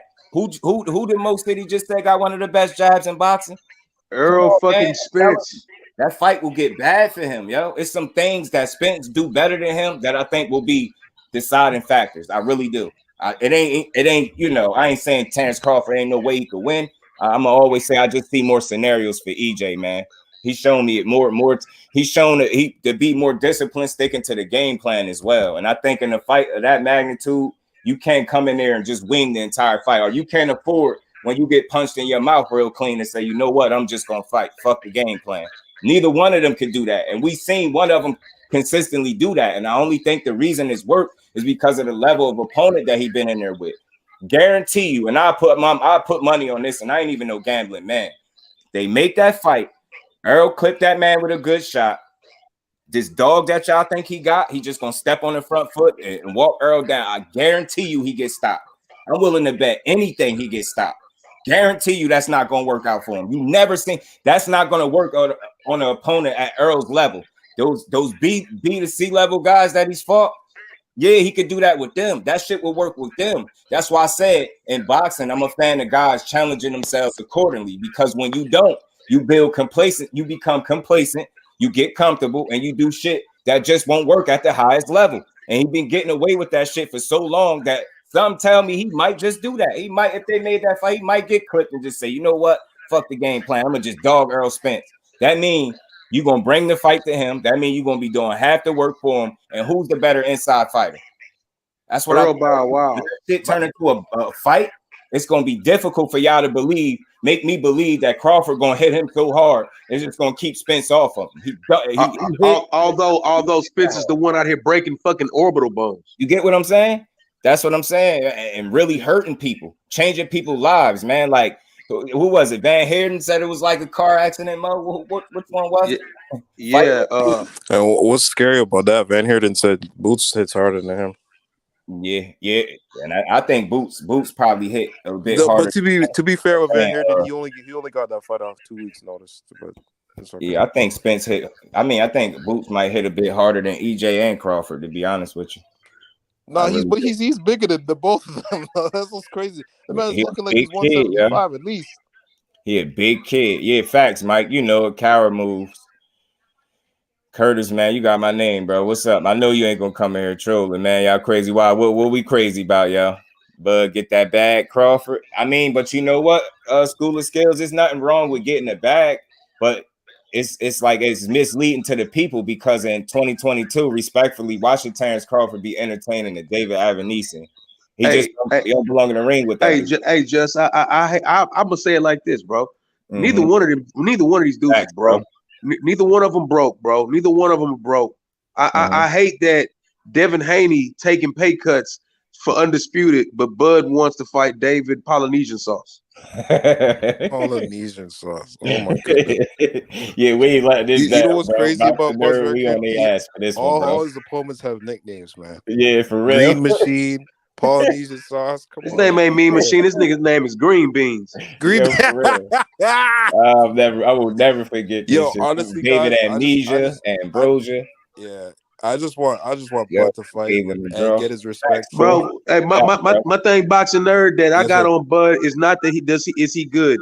The biggest hang up I've had against Bud, at least throughout the welterweight journey, is I just want to see him against a guy that's a perennial elite guy.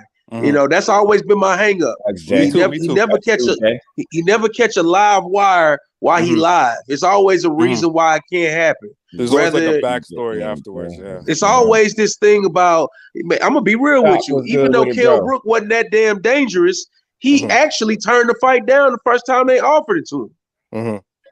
He refused to fight Sean Porter. Yeah, because they were friends. Keith Thurman wants too much money. Danny Garcia's outpricing this. We can't get him versus any marquee names. So with Danny Garcia, Mikey Garcia, and Keith Thurman, would you say he ducked them or they ducked him? You think for a second that Danny Garcia, who actually beat him in his life before, who Danny don't duck nobody. Facts, Chop. And you gonna tell me that he don't want to fight Bud? Oh, come on, man. Yeah, Corey, he was better off fighting Thurman. He was better off fighting Thurman than this. He's not gonna be I think Bud just politically put himself in a position to where PBC won't work with him anymore. So now he can run around and say those PBC guys really don't want to fight him. Yeah. Man, he's gonna try to say he ducked him, especially if he go move up on him without even trying to waste his time, and he gonna treat it like you really wanted it. Nah, you played your hand when you had that fight, bro. I'm sorry. Hey, boxing nerd, I think they asked you this earlier. I didn't hear what you said, but imagine if they was at the table negotiating, and abruptly Earl comes out of nowhere talking about he about to fight Cody Crowley. What would they say about Earl, bro? Yeah, it's not looking good for either. It's a lose-lose. Yeah. I don't think anybody's really taken up for this the choice. Man, you got many people taking up for it, man. Oh, what was he supposed to do?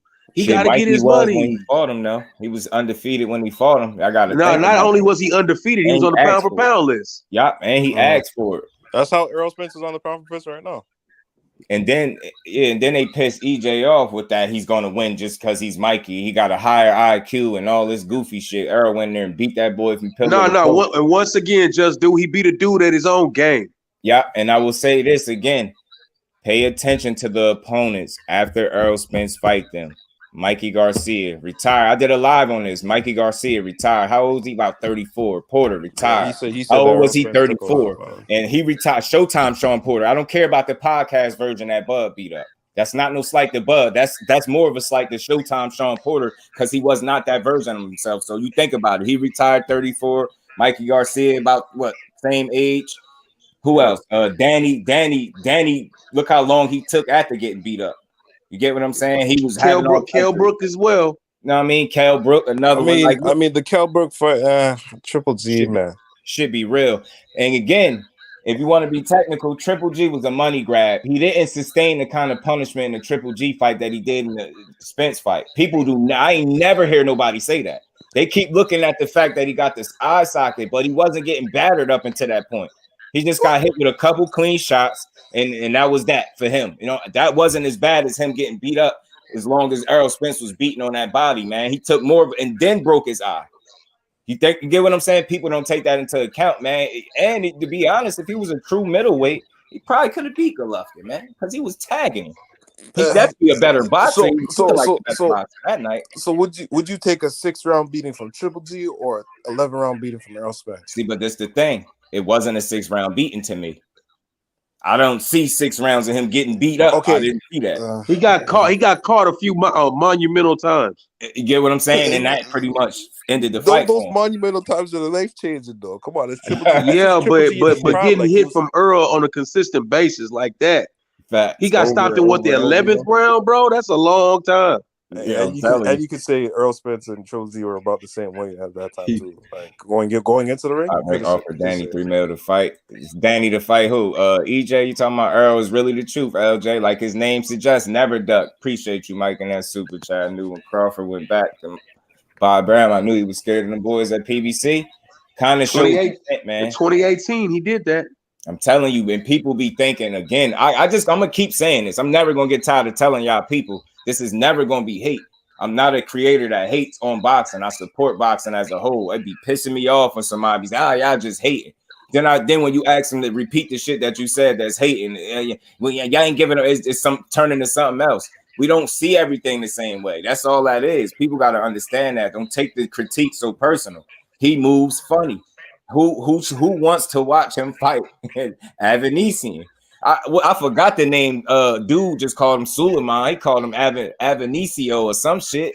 He called him some wild shit. I should play the clip just so y'all can hear what he called him. He don't even know that boy name. Talking about we should just take a breath. I was snapping early on that. You don't tell us to chill and just take a breath. He told us to sit back and enjoy Chocolatito and Estrada and watch Monster Inoue compete for the only title he don't got. Boy, we don't care about that. You probably didn't even know who he fighting for real. Paul Butler and shit, he about to get stopped. And I hope all them people that was mad and shit in my comments and unsubbing because I felt like Monster Inoue is defensively irresponsible. I swear I hope he go right to 22 after he fight Paul Butler. Don't play no more in them little weights. Go right up there and walk through Cool Boy like how people keep telling me he's gonna do. Cool. Isn't it Cool Boy at 126? He had 122. One up. He one weight class up. Oh, I thought it was 126. I'm shocked. My bad. Yeah, that's why they entertaining the idea of them fighting. Mm-hmm. Right there. I feel like Cool Boy. I feel like Cool Boy will give him a boxing lesson. Honestly, I think Cool Boy beat his ass up. I keep saying that people. It's like I'm gonna always say this because more times than not, I'm right. At that highest level, and you would assume Cool Boy is operating at a pretty high level. No doubt. You need more than power at that level. And the first thing come out your mouth, it's just gonna knock him out because he hit this hard. I'm like, man. Usually I don't even care to talk to people that think like that because you're gonna base your whole argument on him having power. What if for some reason the power don't do the same thing it was doing in the weight class before? Just man, this dude went toe to toe with Brandon Figueroa, bro. That's what I'm saying. 12 rounds, bro. Hurt multiple times and gave him a boxing lesson. Monster Inoue ain't hitting like Brandon Figueroa, bro. That's facts. Mikey, 3 to 4 division champion? He better than what people give him credit for. He just had no business at 47, y'all. I'm trying to tell you. That little stuff. He had no business fighting Earl at 47. He had no business up there playing with him. That's why his career. That's why understand something, School of Skills. The reason you feel like that about Mikey Garcia is because he lost to Errol Spence, and it's not just because he lost to Errol Spence. It's the way he lost to him. Once he lost, he was never the same. He changed people. I'm telling you, he really do. I seen a recent picture. Mikey's a Hall of Famer. Yeah, Yeah, pretty much. That's why I said we be too tough on the fighters. We be some tough critics, bro. EJ should have stopped Mikey. I mean, but look at it like this. I get where you coming from, right? I get why you would say that. I understand 100%, but just look at it this way. How could you say he should have stopped somebody that never been stopped? Yep. Just because he was a bit smaller. You get what I'm saying? He knows how to survive at the championship level. Yeah, and then after about 4 or 5 rounds, I have to watch it again and remember, but he really was in there just surviving after that. And then it got to a point Earl was putting it on him so bad, Mikey had to convince his brother Robert not to throw in the towel. Yeah. So you really got to consider that the fact that he did not throw that that's a moral victory for Mikey Garcia. Notice how every time the round ended, he'd be getting his ass beat. He'd throw his arm up at the end of the round. That was to try to he was trying to psych himself and the people to let him know, like, I'm all right, I'm good. You getting your ass beat. And your brother knew it. And then now you look at it now. They look at it as he should have never took that fight. I do a lot of reading. I be catching shit. They feel like he should have never took that fight. That should change. He's come out in interviews saying like that's why it took a lot of him. Yeah, it changed them. Just like as I tell people, it's not hate, it's just worth a conversation. Let's not shoot down the perspective. Showtime Sean Porter fought Errol Spence last. He was a boxer after that. That was not the best version of him. The minute he couldn't be Showtime in the ring no more was the minute he was at a big disadvantage every time he got in there. He just was enough athlete to still be able to beat people. See how he beat Formella, but it wasn't impressive. See how close the Ugas fight was, and Ugas should have got credit for the knockdown, would have most likely won that fight. See how the fights got so much more competitive because he was less of himself. The evidence is there. All you got to do is watch it. Just take your emotions and stop thinking it's a slight to Bud. It's just telling you to look deeper. Boxing, it come with many layers. I keep saying this as of lately. Peel back them layers, you're gonna see some shit. Just follow me. You tell me that was the best version of himself. He just was no longer that. He was no longer that guy. The minute he started getting in the fight and he decided he want to box more instead of fight, that I know you're not being Sean Porter. I know you're not being Showtime for sure. You get what I'm saying? He was able to do that shit in spots, but couldn't keep it up. But shook for man, DP, you know it. You know it, my bro. You know it. Mike back, man. Appreciate you, Mike back from that super chat. I knew when Crawford went back. Oh shit, I got that already. My bad, y'all. I'm all the way. Let me speed up. Mike Biggs, my bro. What's good with it, Brody? I'm gonna head out just now, brother. All right, bro. Appreciate you, Boxing. You know you always welcome to pull up, bro. Appreciate you, man. Appreciate you. You already know. Tessa Picker and Crawford would have stopped them both. Stopped. Who he would have stopped? Tessa Crawford would have stopped too. Which two he would have stopped? Maybe you talking about Mikey and Danny, Mikey Garcia and Danny. Yeah, I like Mikey. I even did I did a video on Mikey. That's why I say I never say he not shit. I think he was a good, solid opponent. I just think he bit off way more than he could chew with the Spence thing. I think that was bravado and that was a bad calculation for anybody between him and his team that made him think that was a realistic fight. Oh, well, shit. The Pops told him not to take it. So he did try to. They did try to. Mike Biggs, my bro, what's good with it? But I respect Mikey Garcia, man. Like, he only left with 2 losses. He was a hell of a fighter. It's just Spence, just a special breed. He a different, whole different breed. Nah, this stopping business. You don't box 12 rounds and leave it to the judges. No, sir. You see what I'm saying? So that the minute and Sean Porter, just think about what I'm saying. He already not a big puncher, right? So just think about, just factor that in. He getting a little bit older. He halfway trained, and now he's boxing more instead of fighting. When fighting is more of an advantage for him. So he's boxing, which is putting him at more of a disadvantage. You get what I'm saying? And that's what he was doing. You know what I'm saying? That's what he was doing. And I knew it. I was like, man, it's over for this dude. Look how every fight he had after that was mad competitive, real close. You get what I'm saying? And he ain't got power like that. And then you gonna come in the ring knowing you ain't the biggest puncher. Now you're not even fighting people and putting the same amount of, applying the same amount of pressure in your fights that you once did. You at a disadvantage. You're less of yourself. You can see it. Like, and when I tell people that, they just get too mad. They think it's about Bud. It's not about Bud. It's about Sean Porter. That's just, unfortunately, that's the version of Sean Porter that we got that night. And I'll give y'all another angle. It's not about being mad at Bud. We could be mad at Sean Porter. Why did he half-ass train for a dude that he said was the best fighter he ever fought? Do that make sense to y'all? If I'm fighting the best fighter I ever fought, why would I have train? If I'm fighting the fourth best fighter I fought, then maybe I could have train. You don't have train for nobody, but then it at least make more sense. If you fighting a lesser opponent and don't train as hard, that's you still shouldn't do it. It's some lazy shit to do. I don't respect it, but you can understand it. It make more sense as opposed to half-ass training and fighting the most dangerous fighter you ever been in the ring with. And that's what Sean Porter said. That's why I always give him a hard time about that Bud performance, and he did pretty good. Oh, Bud would have stopped Mikey. Mikey ducked Bud at 140. I don't want to put the duck jacket on him, but I don't think Bud would have stopped him, especially at 140, bro. And why I say that?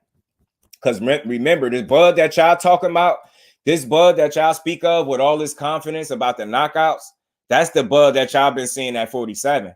He wasn't no knockout artist at 140 pounds. I don't think he would have knocked Mikey Garcia out. I really don't. I know he would have beat him, but I don't think he would have knocked him out, especially not at 140. Because remember, look at Victor Postal. Victor Postal survived, and he dropped him about 4 times. He beat the hell out of Victor Postal. He never stopped him. And I tell people that Bud that you seen at 40 is not the same dude at 47. He don't fight the same way. At 40, Bud Crawford used his legs more at 40.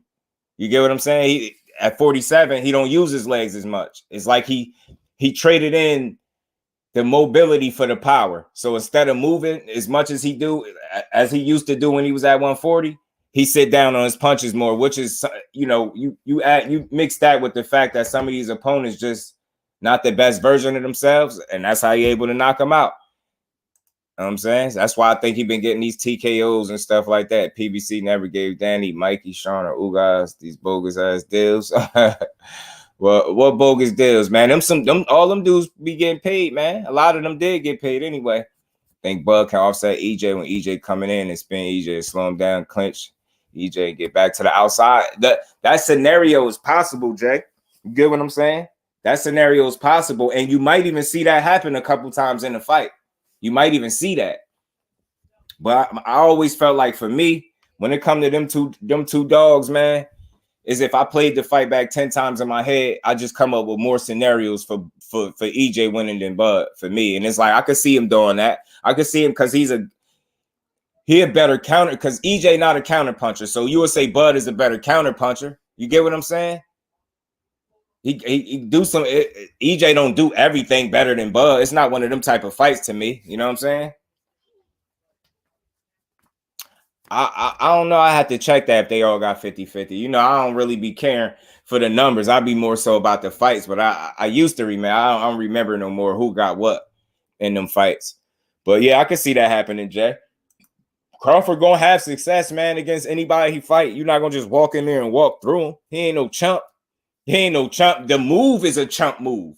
I don't think that makes him a chump at heart. It's just a sucker move, but he still has done some things in his career that I respect. You know what I mean? That I enjoy watching Bud Crawford. But simply put, he was just supposed to give us this fight and nothing less than this. You get what I'm saying? They were supposed to, as a collective, they all were supposed to find a way to give us this fight, because boxing failed all of us. Now that we don't get these fight, and now it's a trickle down effect, and now we might, instead of getting one big fight that we all wanted, we about to get multiple fights we didn't want because of one bad decision or them not being able to, come to terms. In the previous 4 multi-division champion, I asked yourself which one of them were offered 35% for a mega fight. Again, bro, that 35% joint, I think that's a joke. You get what I'm saying? And why I keep saying that, people been debunking that for the longest now. I don't know if you're aware, but just ask yourself this. I don't know if you was in here when we was talking about it, bro, but just think about it like this. If he agreed to everything, right? Because they put that out there too, that 35% and agreed to everything, right? If he agreed to everything, that means everything, the percentage and all that, right? Why we don't got no fight?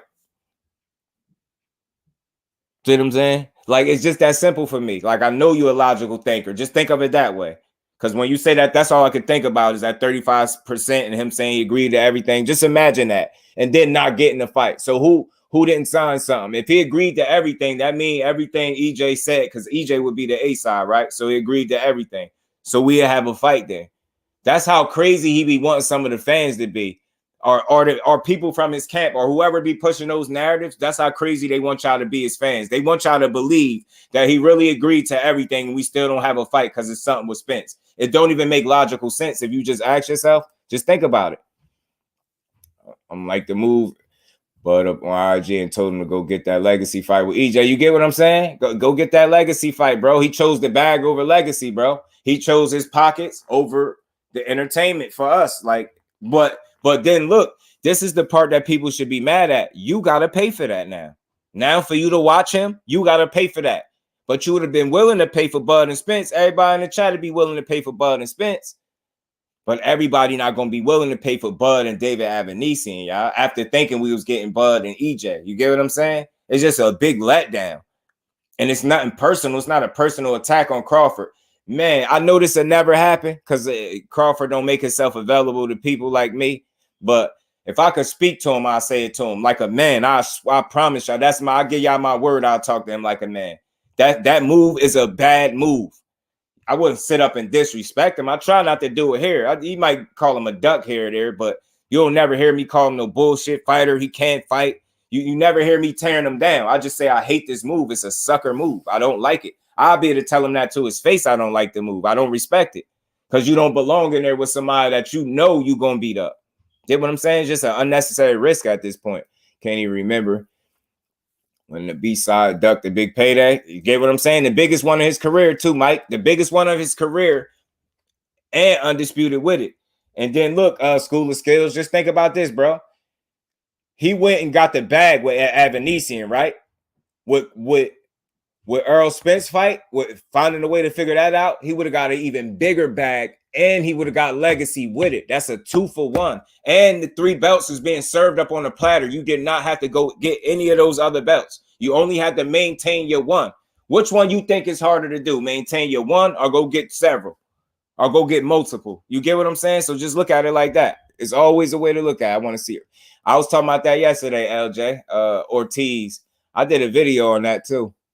On them too. And what Robert Garcia said about that fight. You should throw some top rank making the fight December 10th done with BLK Prime and Crawford fight. Yeah, I see some conflicting schedules. It begs the question, where is Bomac going to be December 10th? Is he going to be in Keyshawn Davis' corner or is he going to be in Bud Crawford corner? I'm assuming Bud Crawford corner. I'm assuming. So that's crazy, but I wish the best for BLK as a platform, man, and a new entity in boxing because if they provide another out for boxers, then that's dope. So I'm going to just stay optimistic on that and say I hope everything with that situation, go accordingly for those people. And the 7-11 meeting was the dumbest shit if you believed it. Yeah, Mike ain't beat. Mike don't like that. He ain't like that 7-11 bit. He beat. It's only $40 I'm buying. Yeah, I feel you, Jay. Salute. Appreciate you for pulling up. How you feeling? Jay's Mr. DAZN. What's good with you, bro? Appreciate you pulling up. Been waiting for this fight for years, and this is how Crawford let it play out. Yeah, Mike, it's disappointing. And that's what I'm saying. Like, sometimes people need to understand we're allowed to be disappointed as fans, as supporters of the sport, especially when we consumers too. We pay for these fights, We can be disappointed. And I think that's what people got to understand. Like, everybody not going to be cool with the same thing. There are people that's cool with this move, and there are a lot more that's not. But I'm not mad at people either way. If you cool with it, you cool with it. I'm only mad with people that's cool with it when they try to argue with me because I'm not cool with it. I'm not. It's just because we deserve better than that. You get what I'm saying? For our money, even our $40, bro. I tell you what, School of Skills, you might don't mind paying the $40, but you wouldn't have mind paying $140 to watch him and Bud. You get what I'm saying? You wouldn't have mind paying that or 3 times the amount. You get what I'm saying? You just wouldn't mind. Like, so that's all I'm saying. You just got to give us something better. You even pay $80 for Wilder and Helenius. Nah, those two, bro. Those are no different. I rock with Wilder. I love Wilder, but that's not on him. And the critique doesn't go on him because they made us pay for that fight. You get what I'm saying? It goes on the people that put on the fight.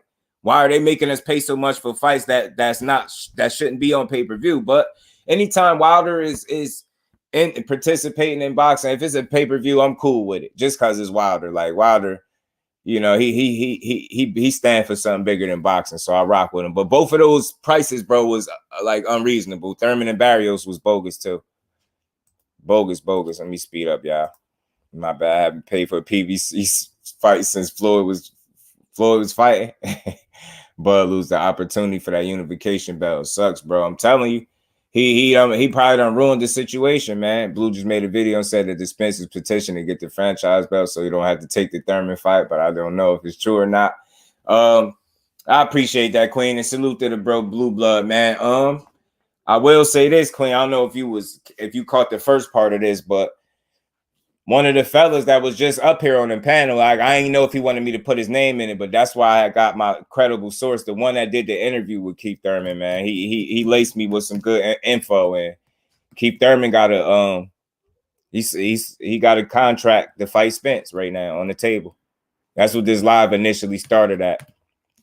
So that wouldn't be too far-fetched, because if EJ is truly petitioning for a franchise belt, then he is trying to get out of his mandatory obligation, but he would be using it strategically. He would be using it not to duck, but to avoid fighting somebody that he don't want to fight, that does nothing for his career. And maybe, just maybe, that buys him some time to let Crawford get that fight out the way December 10th, maybe him get a fight, and then they revisit negotiations. Maybe. I'm just looking ahead, because sometimes you got to do that in boxing. I'm just thinking that way. So thanks for adding that, Queen. Appreciate you.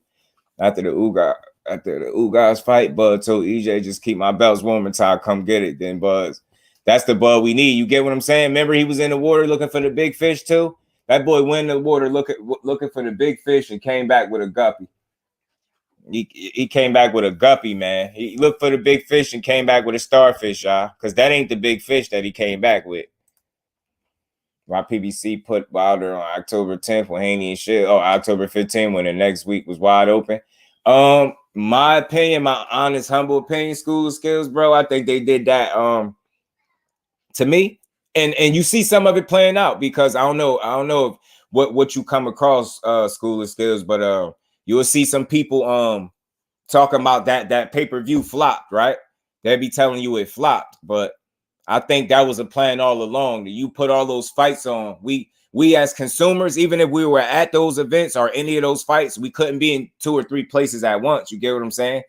And I remember I was streaming that day. I did over 17 hours of streaming that day for the fights. It was hard to do, but I got it done. So just imagine it made you it made you pick as a consumer what to watch. Some people got it so they could watch all the fights. Everybody wasn't so lucky. So I think that was an attempt to make it seem like people don't sell.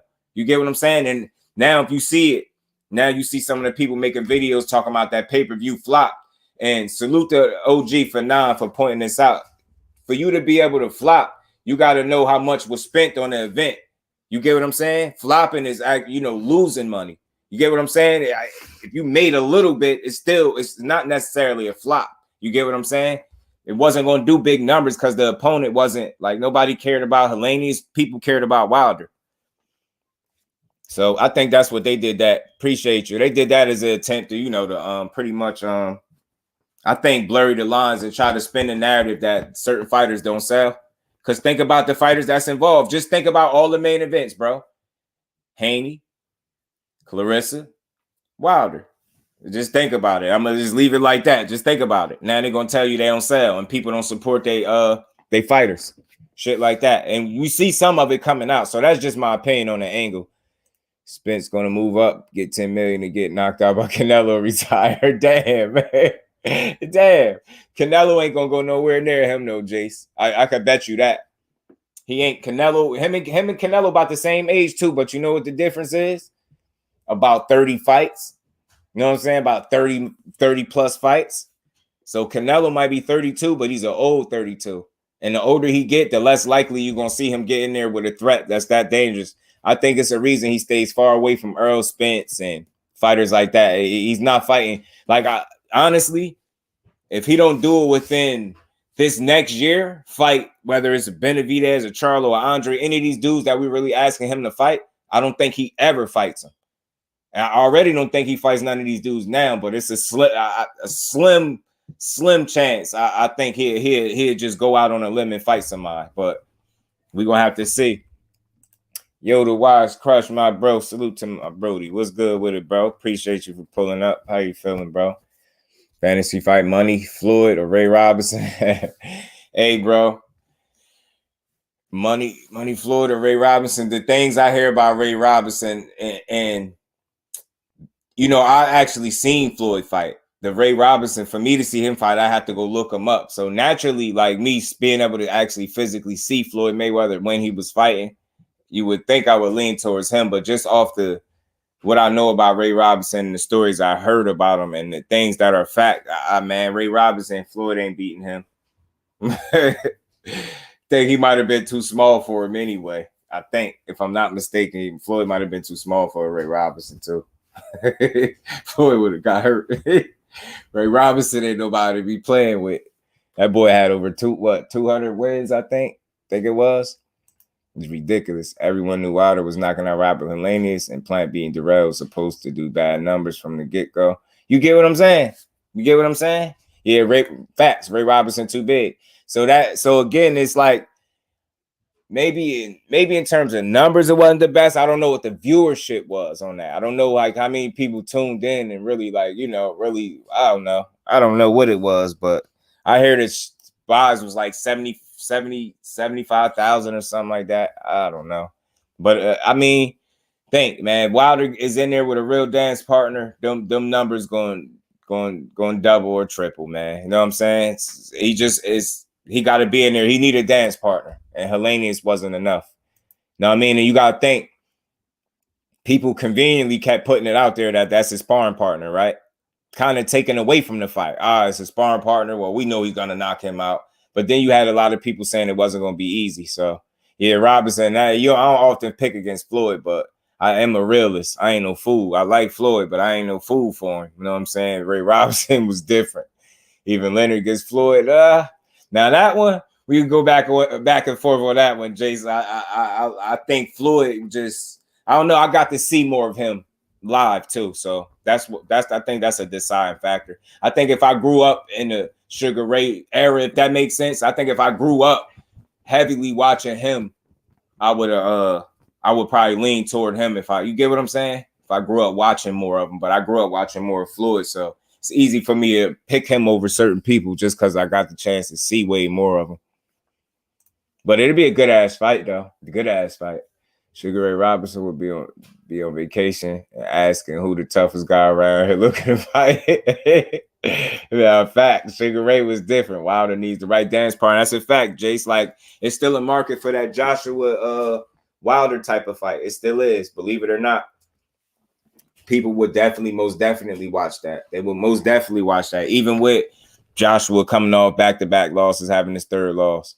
You get Wilder the right dance partner, the sky's the limit, man. Like, in terms of numbers, it's going to do well because they know somebody got a real good chance of getting knocked out. And it's almost for certain, especially you put them in there with the right person. So Wilder still must-see TV, I believe. But despite the numbers, look at how much noise he made since he came back. And look how already they got him, you know what I mean, linked up to fight Andy Ruiz already.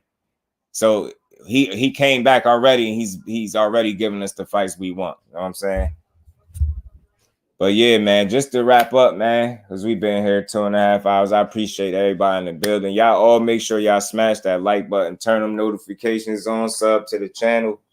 Come join the family. I appreciate the new channel members, man. The super chats. Appreciate the love, the support.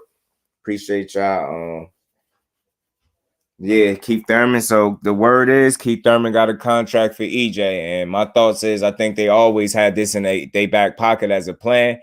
But I think, you know, salute to Miss Joette for dropping that blue saying he's petitioning or something to get the franchise belt so he ain't got to fight Keith Thurman. That would be a strategic move. That wouldn't be the duck. He don't want to fight Keith Thurman. It does nothing for him. So, you know what I mean? Let's see what Keith Thurman does. I doubt if he signed that contract anyway. Whether he got it or not, I don't think he signs it because I think he know that might be the end of his career if he get in there with Errol Spence, given the condition that Keith Thurman is in right now. I was saying, anyway, Butler fight, bro, for bantamweight. Respectfully, yeah, people got mad at me about what I said. I did an NUA video. I did a video on that, but I think NUA going to snatch up that belt, that last belt that he don't got. I think he stops Paul Butler viciously. I think he beats him up pretty bad. He might stop him early, and hopefully we see Monster NUA go up to 22, and hopefully we see Cool Boy Steph and NUA fight, so people can stop being mad about who they think will win. Got NUA as the best fighter in the world. I ain't mad at that, bro. One thing about me, you'll learn, Jace, over here as a creator, as long as people's opinions and perspectives is respectful, I ain't mad at you for however people feel. I just ain't one of them people. I can't be mad at somebody for liking who they like. You get what I'm saying? Unless they just saying nonsense. But you liking NUA? Nah, he people got him ranked high on the pound for pound list. I did a live on that recently because to me, he's over celebrated. Don't misunderstand what I'm saying. Like, he's a good fighter. He's beating everybody he's supposed to beat, but it's just not as much competition in them lower weight classes. And that's not his fault. It's just what it is. But I think for him to truly start getting the attention of more people in boxing, especially more, he already knocked people out. So I'm pretty sure he got somewhat of a casual fan base. But if he want to grow his profile, just move up a weight class and challenge some of them champions. MJ versus Fulton first. Hey, let's see it, but I don't think MJ want to give Fulton no smoke. I think he's going to try to hold on to that belt as long as he could. He's going to try to hold it hostage until they force it. But I hope that's a fight that happened. In the meantime, let NUA take care of Paul Butler. Let Cool Boy fight MJ, snatch up that, what would that be, the third belt, take that belt from him, and then maybe NUA a fight once he get up to the weight class. Casemiro fight, NU and Butler. Me too. Casemiro was a tough dude, yo, and he tough. He could really take part. He could take some punishment, man. So I definitely would want to see. I definitely want to see him fight. I definitely want to see Casemiro fight anyway, man. But there's some people that he could have fought that he didn't fight down there in the smaller weight classes. That's what I tell people too. He skipped the entire weight class. It's a lot of people. It's several names who he could have fought that he didn't fight. Monster anyway, and that's not taking nothing from him. It's just a fact. So it's like I feel like he's over celebrated. That don't mean he's not good. I think he's a hell of a fighter, but I think he's gonna really stand out once he move up in weight class and challenge himself against them other champions. Now, Brandon Figueroa gave MJ a blueprint. Now you got to think. What in your eyes? How you think that fight played out? Brandon Figueroa and Cool Boy. Cool Boy fought Brandon Figueroa at what Figueroa does best and beat him. And then when he complained about the outcome, Stephen Fulton was ready for a rematch. Brandon Figueroa ain't want that. You see, he took his ass up to the next weight class. And just consider that too.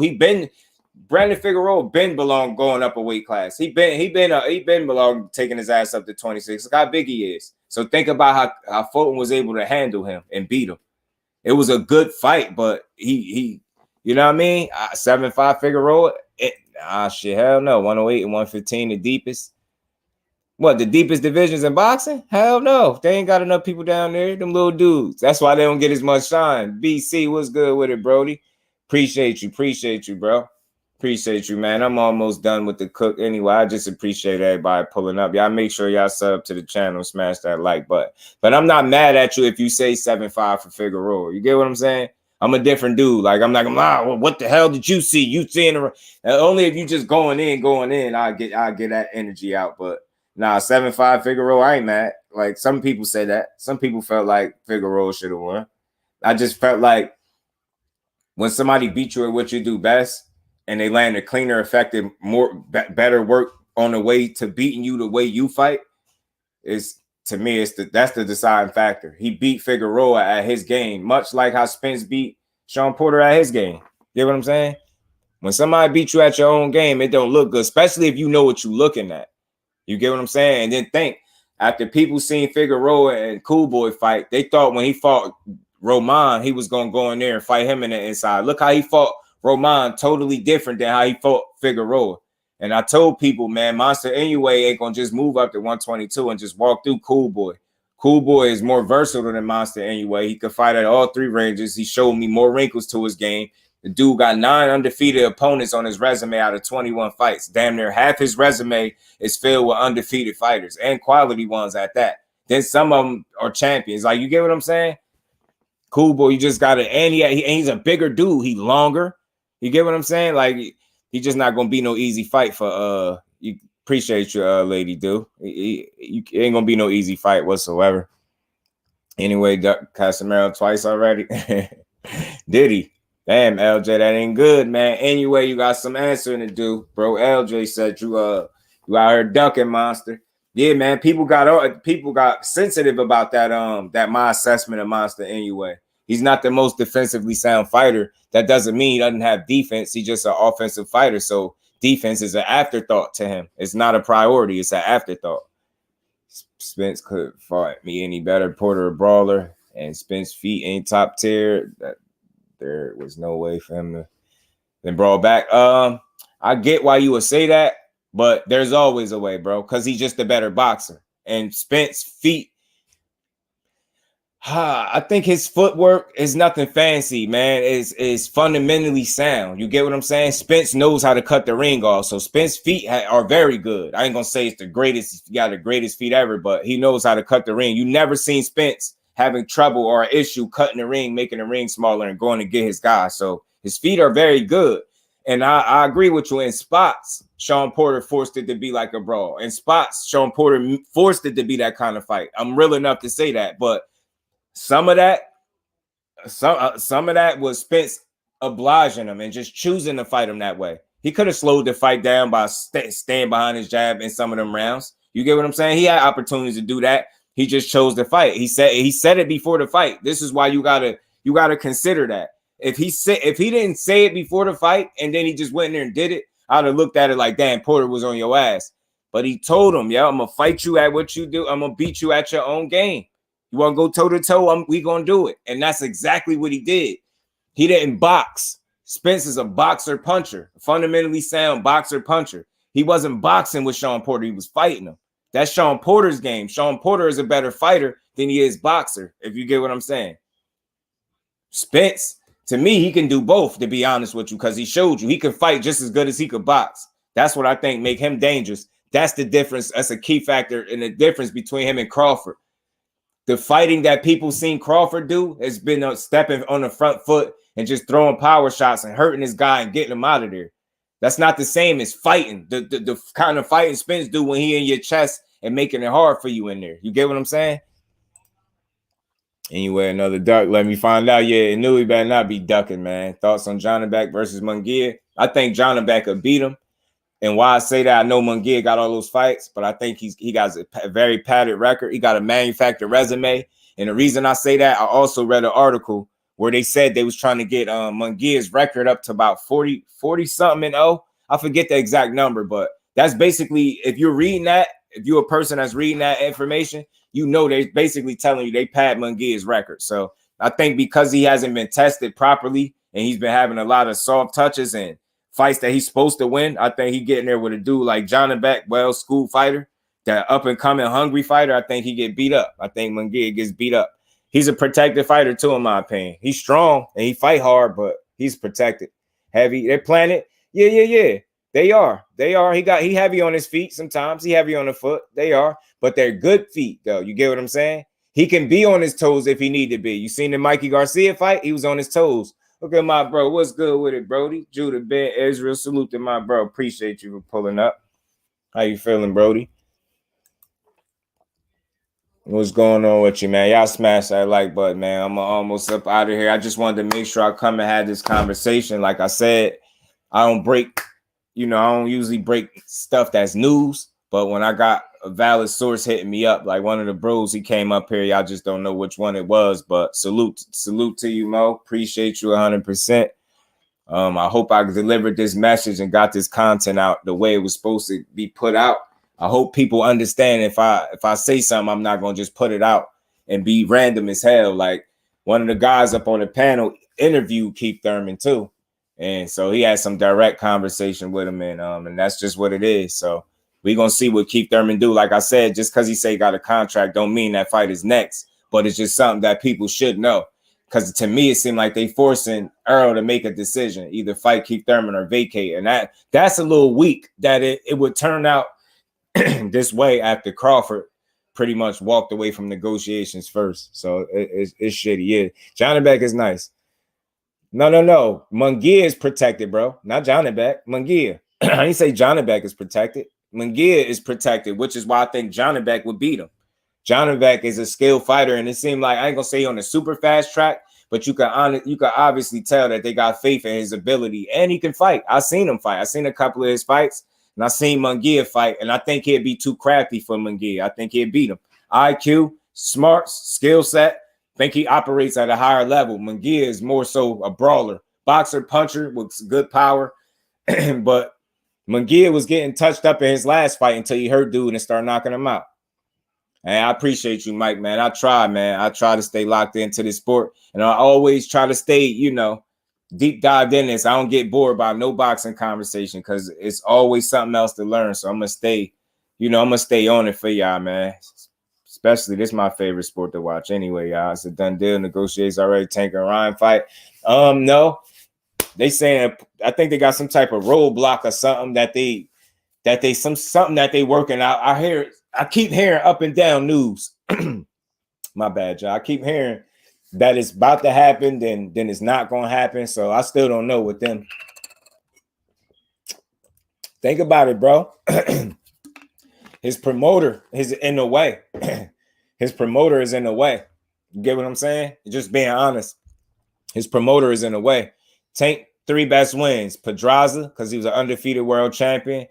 Leo Santa Cruz, a 3 to 4 division champion. He wanted to smoke. He beat him up, decapitated him. And Barrios, them his 3 best wins to me. And then respectfully, all those dudes at 35, they had a point where they all got to fight each other. Because, what's Haney best win? Cambosis? Just think about it. You get what I'm saying? So they all need to fight each other. I think Tank name come up first because he's the standard at 35. Whether people want to admit it or not, Tank is the standard. That's why he's the first name that come up when people speak about 35. They just go right to Tank. I hear that all the time, Tank bum basher. Nah, he ain't. Got think he's not fighting bums. He's just not fighting people on his skill level. You get what I'm saying? He's just not fighting the dudes on his skill level. And trust me, I'm on the job. I'm gonna be on his ass. If he fight somebody that he shouldn't fight, I'm gonna call it out. It's nothing personal about Tank. I like Tank, but I don't like BS fights. I'm just not an advocate for nonsense. Because again, y'all, Tank, they billing him as a pay-per-view star. That means what? In order for us to watch Tank Davis, we got to pay for him. We got to pay money to watch him. Whether that's physically going to the fight, buying a ticket, or we sitting at home ordering a pay-per-view. We have to pay money to see Tank Davis. So that means we get to hold him to that standard. If you demand our money for us to see you fight, then we demand that you fight the best opposition out there. Don't that sound fair? You getting a big bag and you getting the support of the people, which is allowing you to get your big bag. So you want to keep the people engaged by doing what? Fighting the best opposition out there. Take Shakur Vahaney. I'm from Jersey, bro. So not just because I'm from Jersey, but I rock with Shakur heavy. That's why I say I'm from Jersey. But I definitely got him over Haney. Definitely got him over Haney. I got a video on the channel where the sparring, it's like 4 minutes worth of sparring. I don't know if y'all ever seen it, but it's a little longer than a clip that most people seen.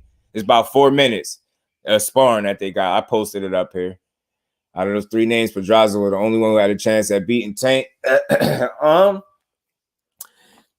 I say Barrios, chances. I think, each boxer always has their chance, but I think I get what you're saying. The only real threat possibly was Pedraza. I get why you would say that. But you got to keep this in mind, bro. He fought Barrios. That's not a dude people jumping out the woodworks to want to fight. Don't let the fact that Tank broke him down and did him like that distract you from the fact that nobody was able to do him like that. You get what I'm saying? That is a real quality win. Mario Barrios wasn't a world beater, but he was an undefeated fighter that wasn't beaten before. He was confident, never been knocked out. He was very confident. He said it. Tank fighting a real 40-pounder, not one of them little guys. He was confident. He was like, he's fighting a guy with knockout power. This is how he was talking. Tank is 5'5.5", bro. Barrios like 5'10.5". He had to look up to that dude. Just think about the size disadvantage and look how Tank broke him down strategically and knocked him out. And then look, bro, look what Keith Thurman was able to do. and not knock him out. You see what I'm saying? That's what makes Tank win so much more impressive. Look what a natural welterweight that's been welterweight his whole career was able to do with a guy that he dragged up a weight class. That's the same thing people critique Tank for when he fought Leo Santa Cruz. He brought a little guy up to the weight class to fight him. That's the same thing as the other guy. You get what I'm saying? It's the same situation. You brought a guy up that was once smaller than you with Keith Thurman and Barrios. You brought a guy up that was once in a lighter weight class to fight him. Look at the difference between Tank when he brought Leo Santa Cruz up. Leo Santa Cruz took a nap against his will in front of everybody. Barrios got in there with Keith Thurman and showed a good account of himself. Hurt Keith Thurman, had him spit the mouthpiece out and all that. Just think about the difference. That's how you know what level Tank is at. Look at the success Keith Thurman had, but look at how he wasn't able to get the job done. He wasn't able to hurt him and knock him out. How Tank did him. Haney Young, Tank ain't got no excuses.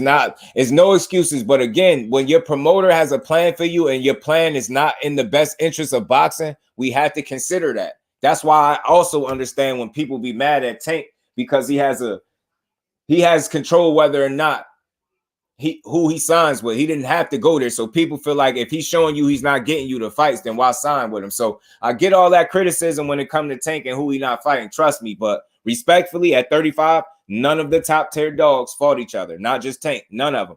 And his age is irrelevant at this point. It's like it doesn't even matter because some people get it at different times. You get what I'm saying? The age, look at how late Loma turned pro.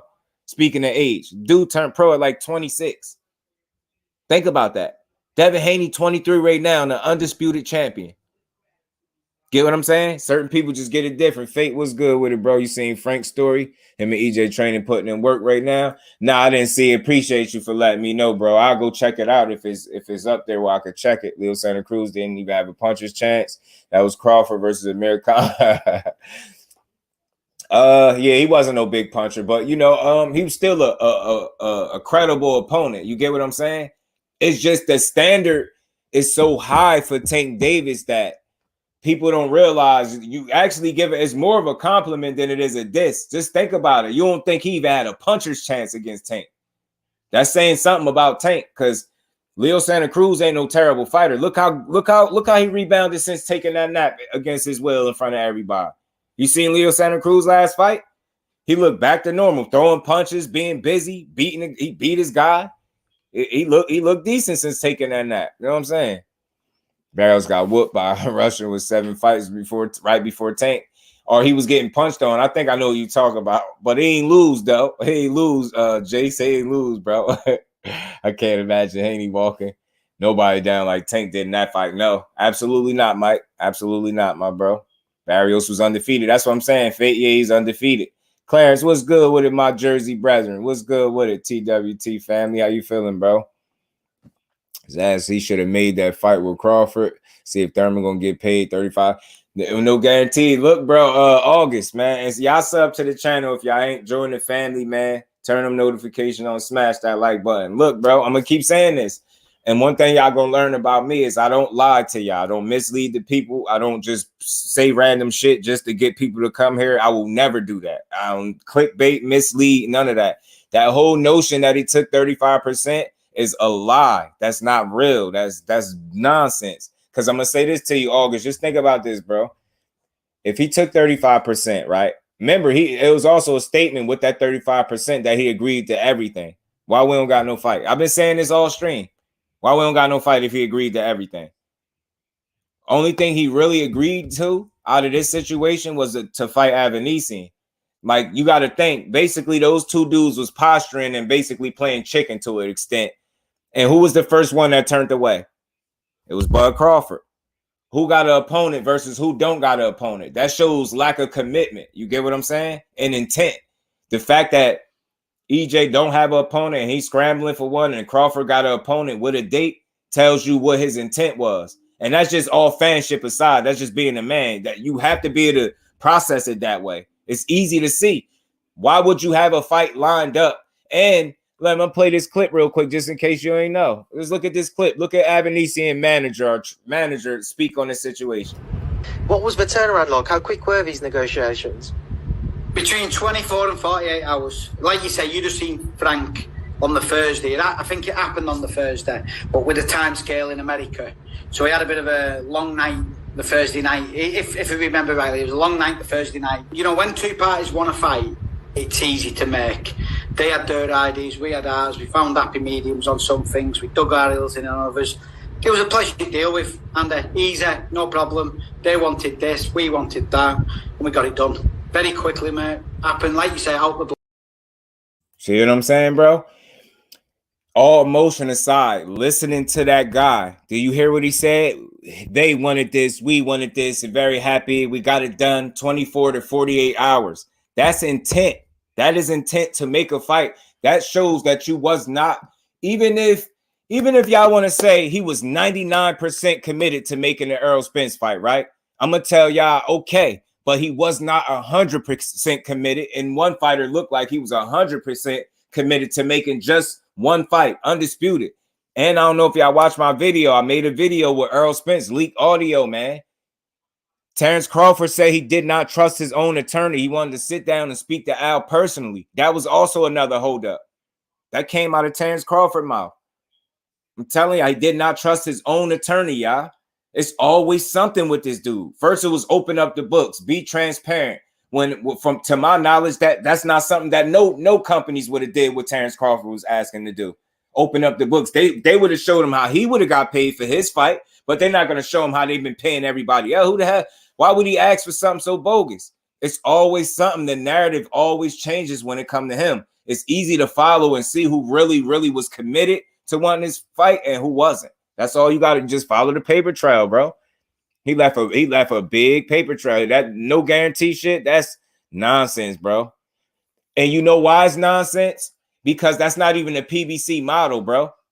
They give guaranteed money up front. That's the difference. They don't do no guarantee. That's how I know that was another lie, because they don't even do business that way. Errol Spence get guaranteed money when he fight.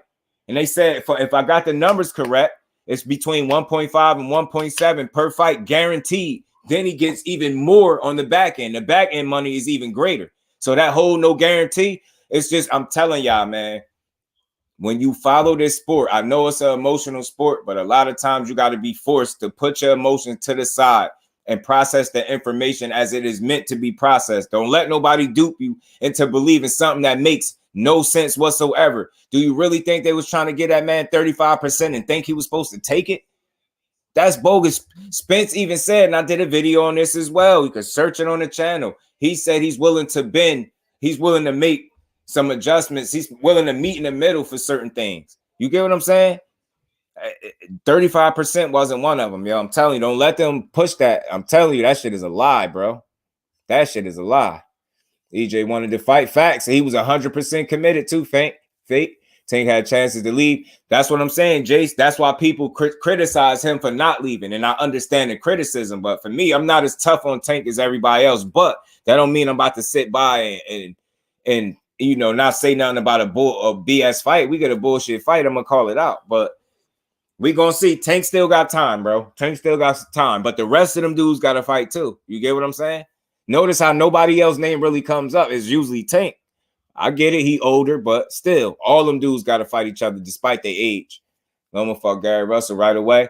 And again, I don't know if you know that it was a stipulation to that. It's a reason why that happened. For one, Loma had what some would say about 400 or over 400 amateur fights. So no doubt he already turned pro late because he was too busy beating up teenagers. You know what I mean? Grown-ass man beating up teenagers. The man turned pro at 26. One of his demands, I believe, was signing on the top rank was that they get him a title shot. And that's exactly what they did. You get what I'm saying? That's why he got that. That's why he got the Gary Russell fight so early, too. I'm trying to tell you, that's why he was able to get that fight. That was part of the deal with Lomachenko. That's why I always say he has a manufactured resume. Teofimo next fight. He fighting Pedraza next, bro. December 10th. It's supposed to be Pedraza, LJ. He's supposed to be fighting Pedraza next. And I'm pretty sure he's gonna fight. I'm pretty sure he's gonna fight him.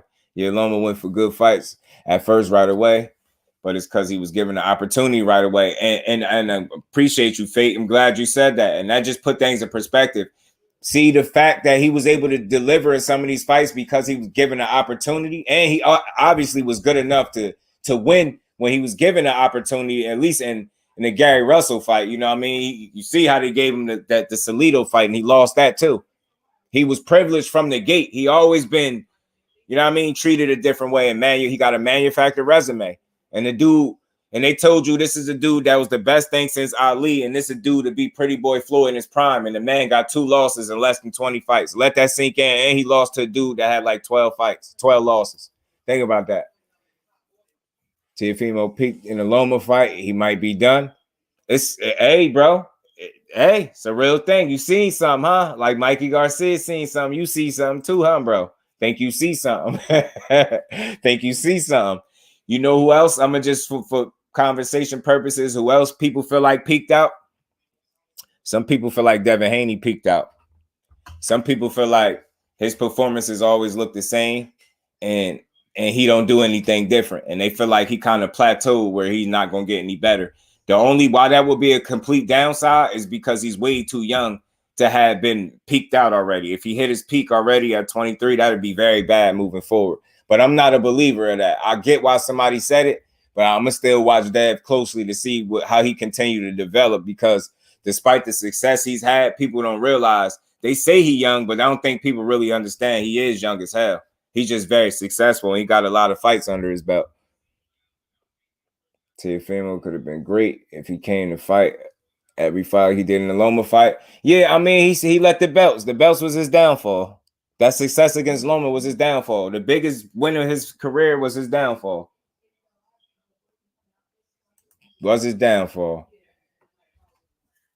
Mr. Q, who is, I don't know what that's about. I'm going to ignore that. Gerald King Jr. was good with it, bro. Appreciate you for pulling up. They offered TC 35%. That would mean they believe Ugas is worth more, which sounds silly. Appreciate that comment, man. You make a lot of sense. See how you come in just being logical? Appreciate you, man. You make sure you sub to the channel. I need real people joining the family, man. I like that comment, man. That's a fact. It just sounds crazy. They didn't give him that.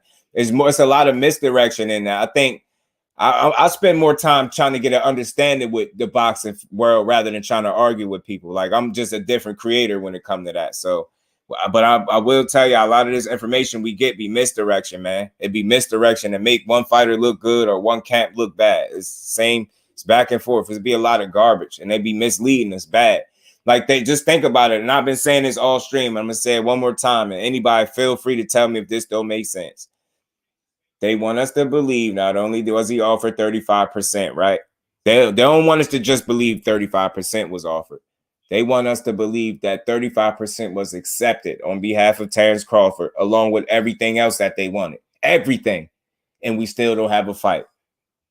Don't that sound like somebody lying to y'all?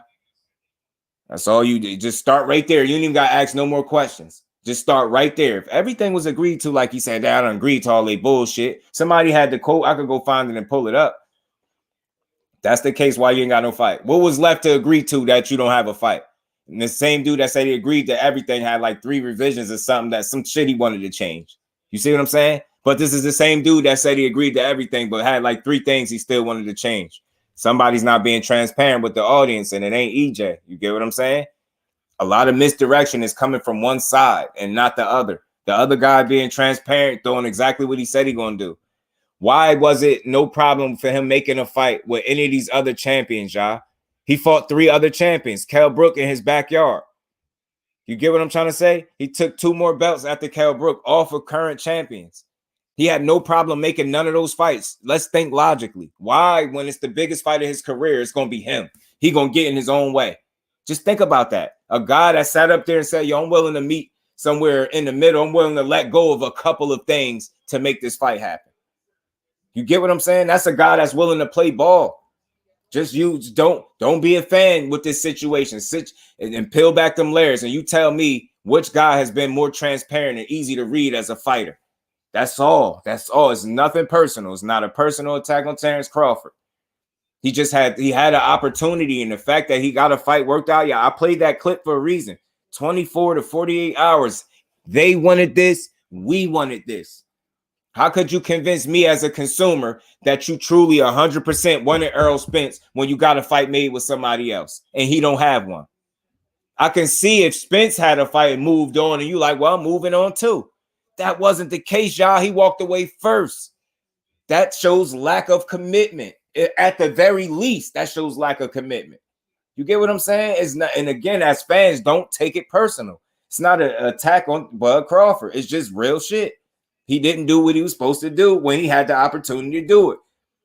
You think that man, you think for 1 minute we the only ones that know Spence said staying at that weight for over a decade ain't easy and ain't fun?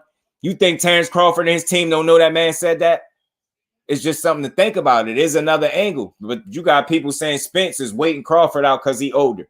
Well, you could say he waiting Spence out, waiting for him to lead a division because he know he on borrowed time as it is. Get what I'm saying?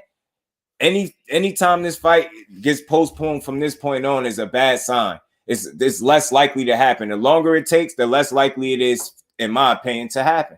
Because Spence ain't gonna be at 47 too much longer. And that man know that. They very aware of what them two dudes be tweeting out, man. They got people, they got teams, they got people, and they can't, man. People see everything. If we see it, they see it. And that's just what it is, man. He had an opportunity to give us the biggest fight of this year, y'all. And he didn't do it. Instead, he giving y'all, that's really Bud Crawford fans, he giving y'all David Avanesian. A guy that got knocked out by a guy that he knocked out. Get what I'm saying? It makes zero sense. Green Machine, Green Beans knocked out David Avanesian. Crawford knocked out Green Machine. Get what I'm saying? Why fight the dude? It just don't make no sense. And I hate triangle theories, but I ain't even using one. I'm just going with the facts. Why are you fighting somebody that was knocked out by a guy you knocked out? It does absolutely nothing for you. The only thing you could do is be putting your one belt that you do got at risk. And that's probably a low risk, low reward because it does nothing for your career. And the dude, and then it's funny because they write in this article and they calling David Avanesian a big puncher. Man, get out of here with that garbage. He a big puncher to domestic level fighters. Domestic level fighters. Terrence Crawford ain't no damn domestic level fighter. He gonna get in there and beat that boy up, and we all know that. It ain't even gonna be worth watching. It's just not. I support boxing, but I don't support nonsense, and definitely not when you telling me I gotta pay $40. And people ain't gonna say it, but everybody ain't got $40 to pay to watch something that you really don't want to see. Like, do you go to the movies and pay for the movie you don't want to see? When you go get food, do you go order something and order the stuff you don't want, or you order something and then you get something that you didn't order, and do you still pay for it? No, you make sure you get what you paid for. The same should apply with boxing. We should make sure we get what we pay for. If they're not giving us what we paid for, then why pay for it in the beginning? If you're not gonna get your money's worth, then don't pay for it. That's one of them things. It's nothing personal with Terrence Crawford. You just don't give people anything and then tell them, yeah, you got to pay for this. People that don't have the $40, they ain't gonna be quick to say it. They're gonna stream it anyway. No, they are. They're not gonna say it, but they're gonna stream it. Not just what it is, man. We at a place in boxing where you just can't give people anything and tell them to spend their money, especially when people got other avenues of getting to that fight. They're not gonna do it. It's just that simple. Spence should tell Crawford he passed this fight like Crawford said about him. Facts, Mike, and just say, yo, I'm done with it, and just be done with it, bro. Just be done with it. Just be done with it. It just ain't worth his time at the end of the day, bro. He got other stuff he could be doing. Like, you get what I'm saying? Dude was thinking that his only option is to fight Keith Thurman. That's foolish, bro, because it does nothing for him but waste his time. The only way I would be halfway cool with that fight if I know that it's a real chance I could get him and Terrence Crawford after he beat up Keith Thurman, because that's exactly what he's going to do. He's going to retire that dude. And that's the only part of me where I want to see that is for the people that don't think that that fight is going to be a knockout loss for Keith Thurman. He's going to lose and bad. He's going to get hurt in that fight. He ain't the same guy. You don't want to get in there at EJ and you lesser yourself than you once was. He changing people. He changing people after having a car accident that threatened his life. You get what I'm saying? Threatened his life. He had a torn retina. And then he still get in there and beat Ugas up so bad that his career probably would never be the same again. His eye bled for almost 2 days, y'all. Almost over 40 hours, I think they said his eye bled. That boy really changing careers and lives. It's not a smart thing to do. I'm telling y'all, it's in Keith Thurman's best interest to stay away from Errol Spence. I'm telling you, that's not the right style. Mike, I appreciate you, bro. Back in that super chat. Do you go to the movies for something you don't want to see? Perfect. Fuck that fight. Exactly, bro. You feel me? We don't do that. And the same applies. And again, stop being super fans of the guy. Don't support BS all across the board. It don't matter what fight it is. People start taking it personal like it's a shot at Crawford. Nah, it's a garbage fight. He know that. Ain't no way he could justify this, man. If that man sit up with a straight face and tell me it's a real fight in 2022, he deserved for people not to support it. Because that's bogus. He's basically telling people we're dumb. That's not a good fight.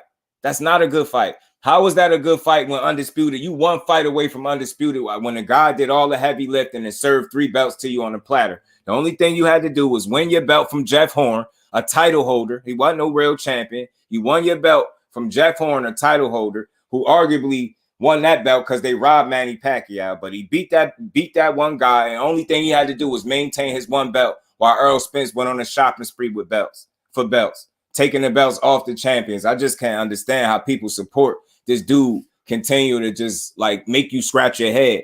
And just when you think you've seen it all from Terrence Crawford, he do something else you ain't think he was going to do. David Avanesian. And you got people arguing about it, talking about he got to stay busy. Stay busy, talking about the bag. The bag, he took $10 million when he would have got more than that and legacy for fighting Spence. That's a 2-for-1. Why would you? And you would have got all the belts and all the respect that you could have possibly wanted from the boxing world. Just think about that. But nah, he said, you know what? I'm good on legacy and the bag. I don't want the respect. I want Avanesian with $10 million. That sounds like somebody that's taking a safe route, man. That's all it is.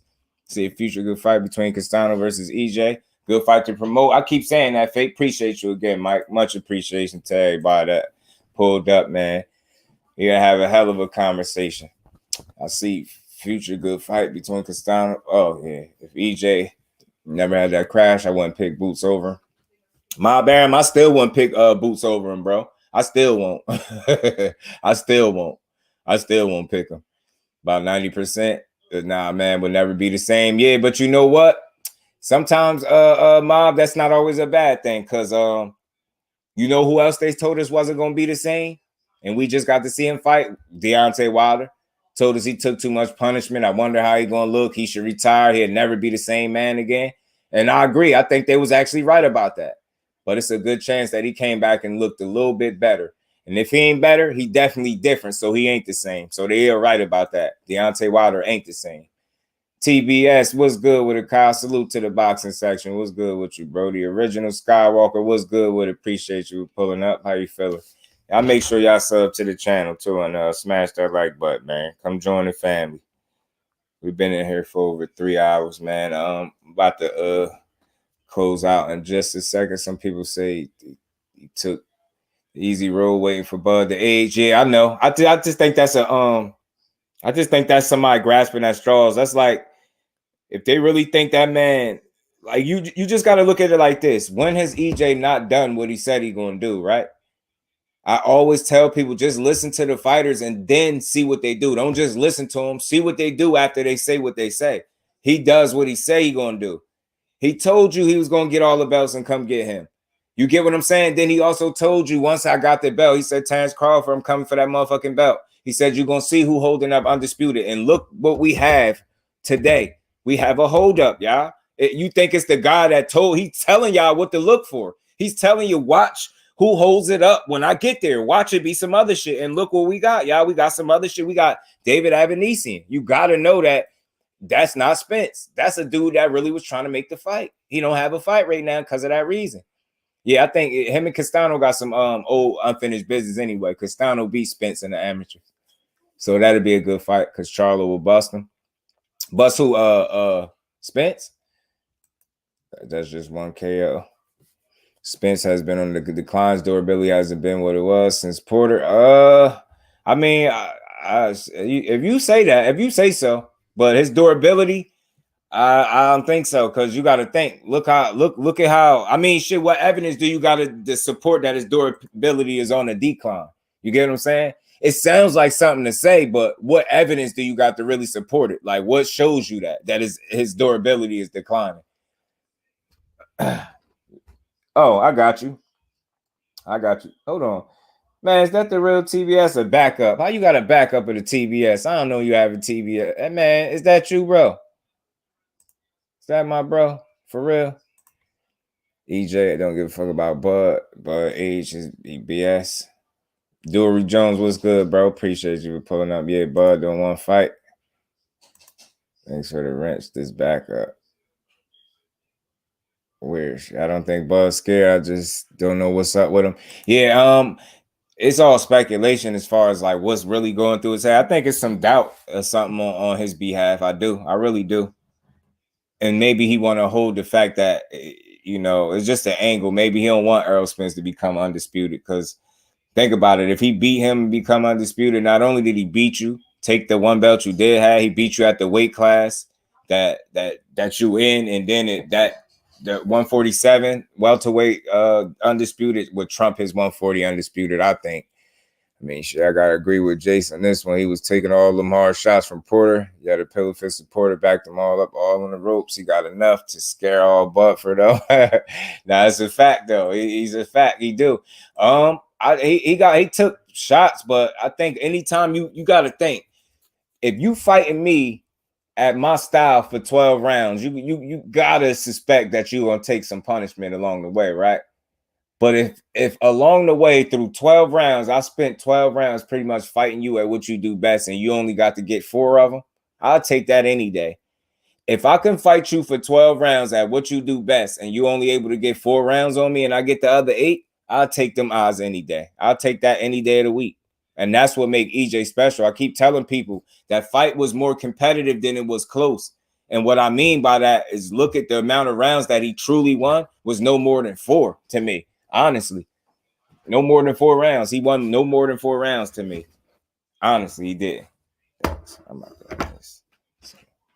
Spence said he was fighting in November with or without, but he did. Chief Wildfire, salute, bro. Appreciate you pulling up. Man, y'all smash the like button, man, and y'all sub to the channel.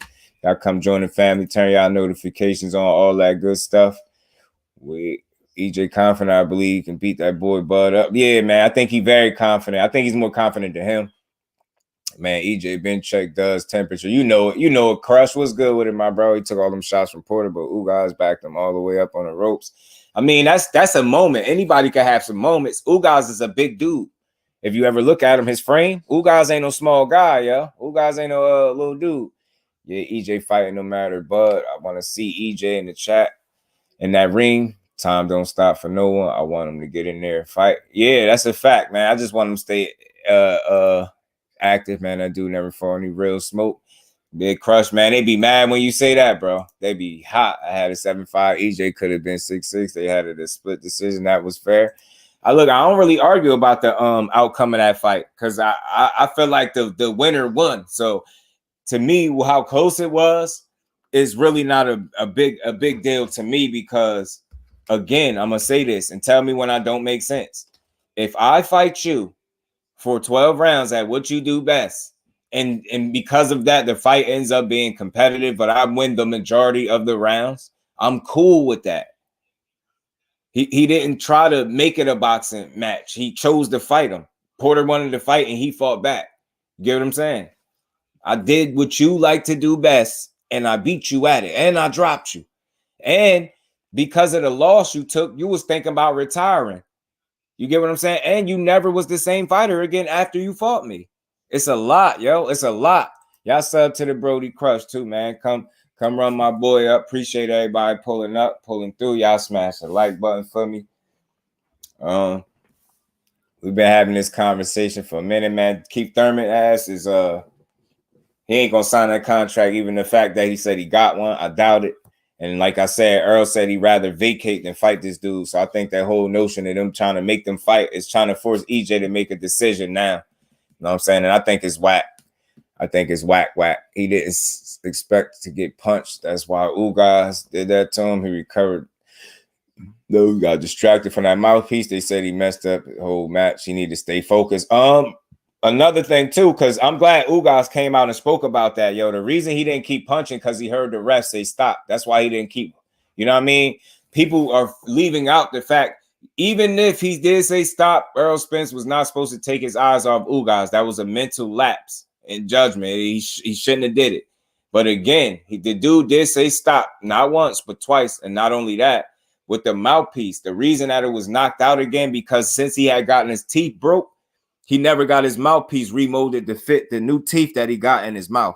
I know that might sound like an excuse to people, but to me, it sounds legit as hell. Like, That's the reason the damn thing got knocked out to begin with.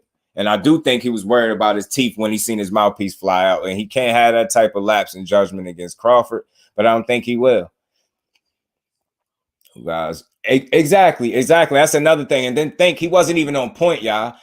People only see one side of that. Just imagine our two-piece you, or no, it ain't got to be me. Imagine somebody that boxed hit you with a two-piece and you ain't really paying attention.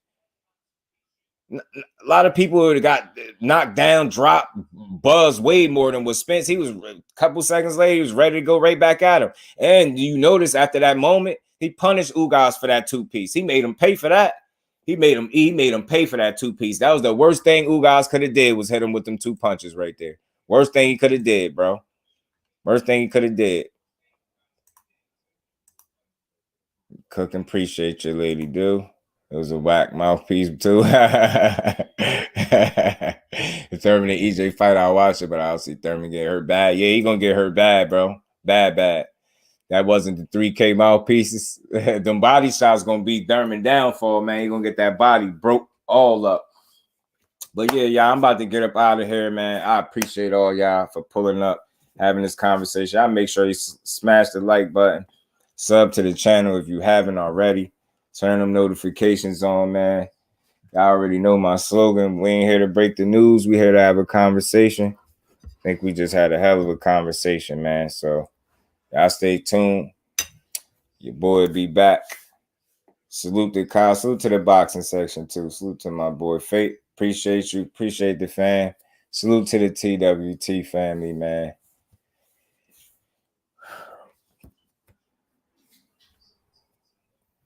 And y'all enjoy the rest of y'all night, man. I didn't realize it was this late. It's 9 o'clock. Appreciate everybody again, man. I'm gonna let y'all get up out of here. Peace to the fam.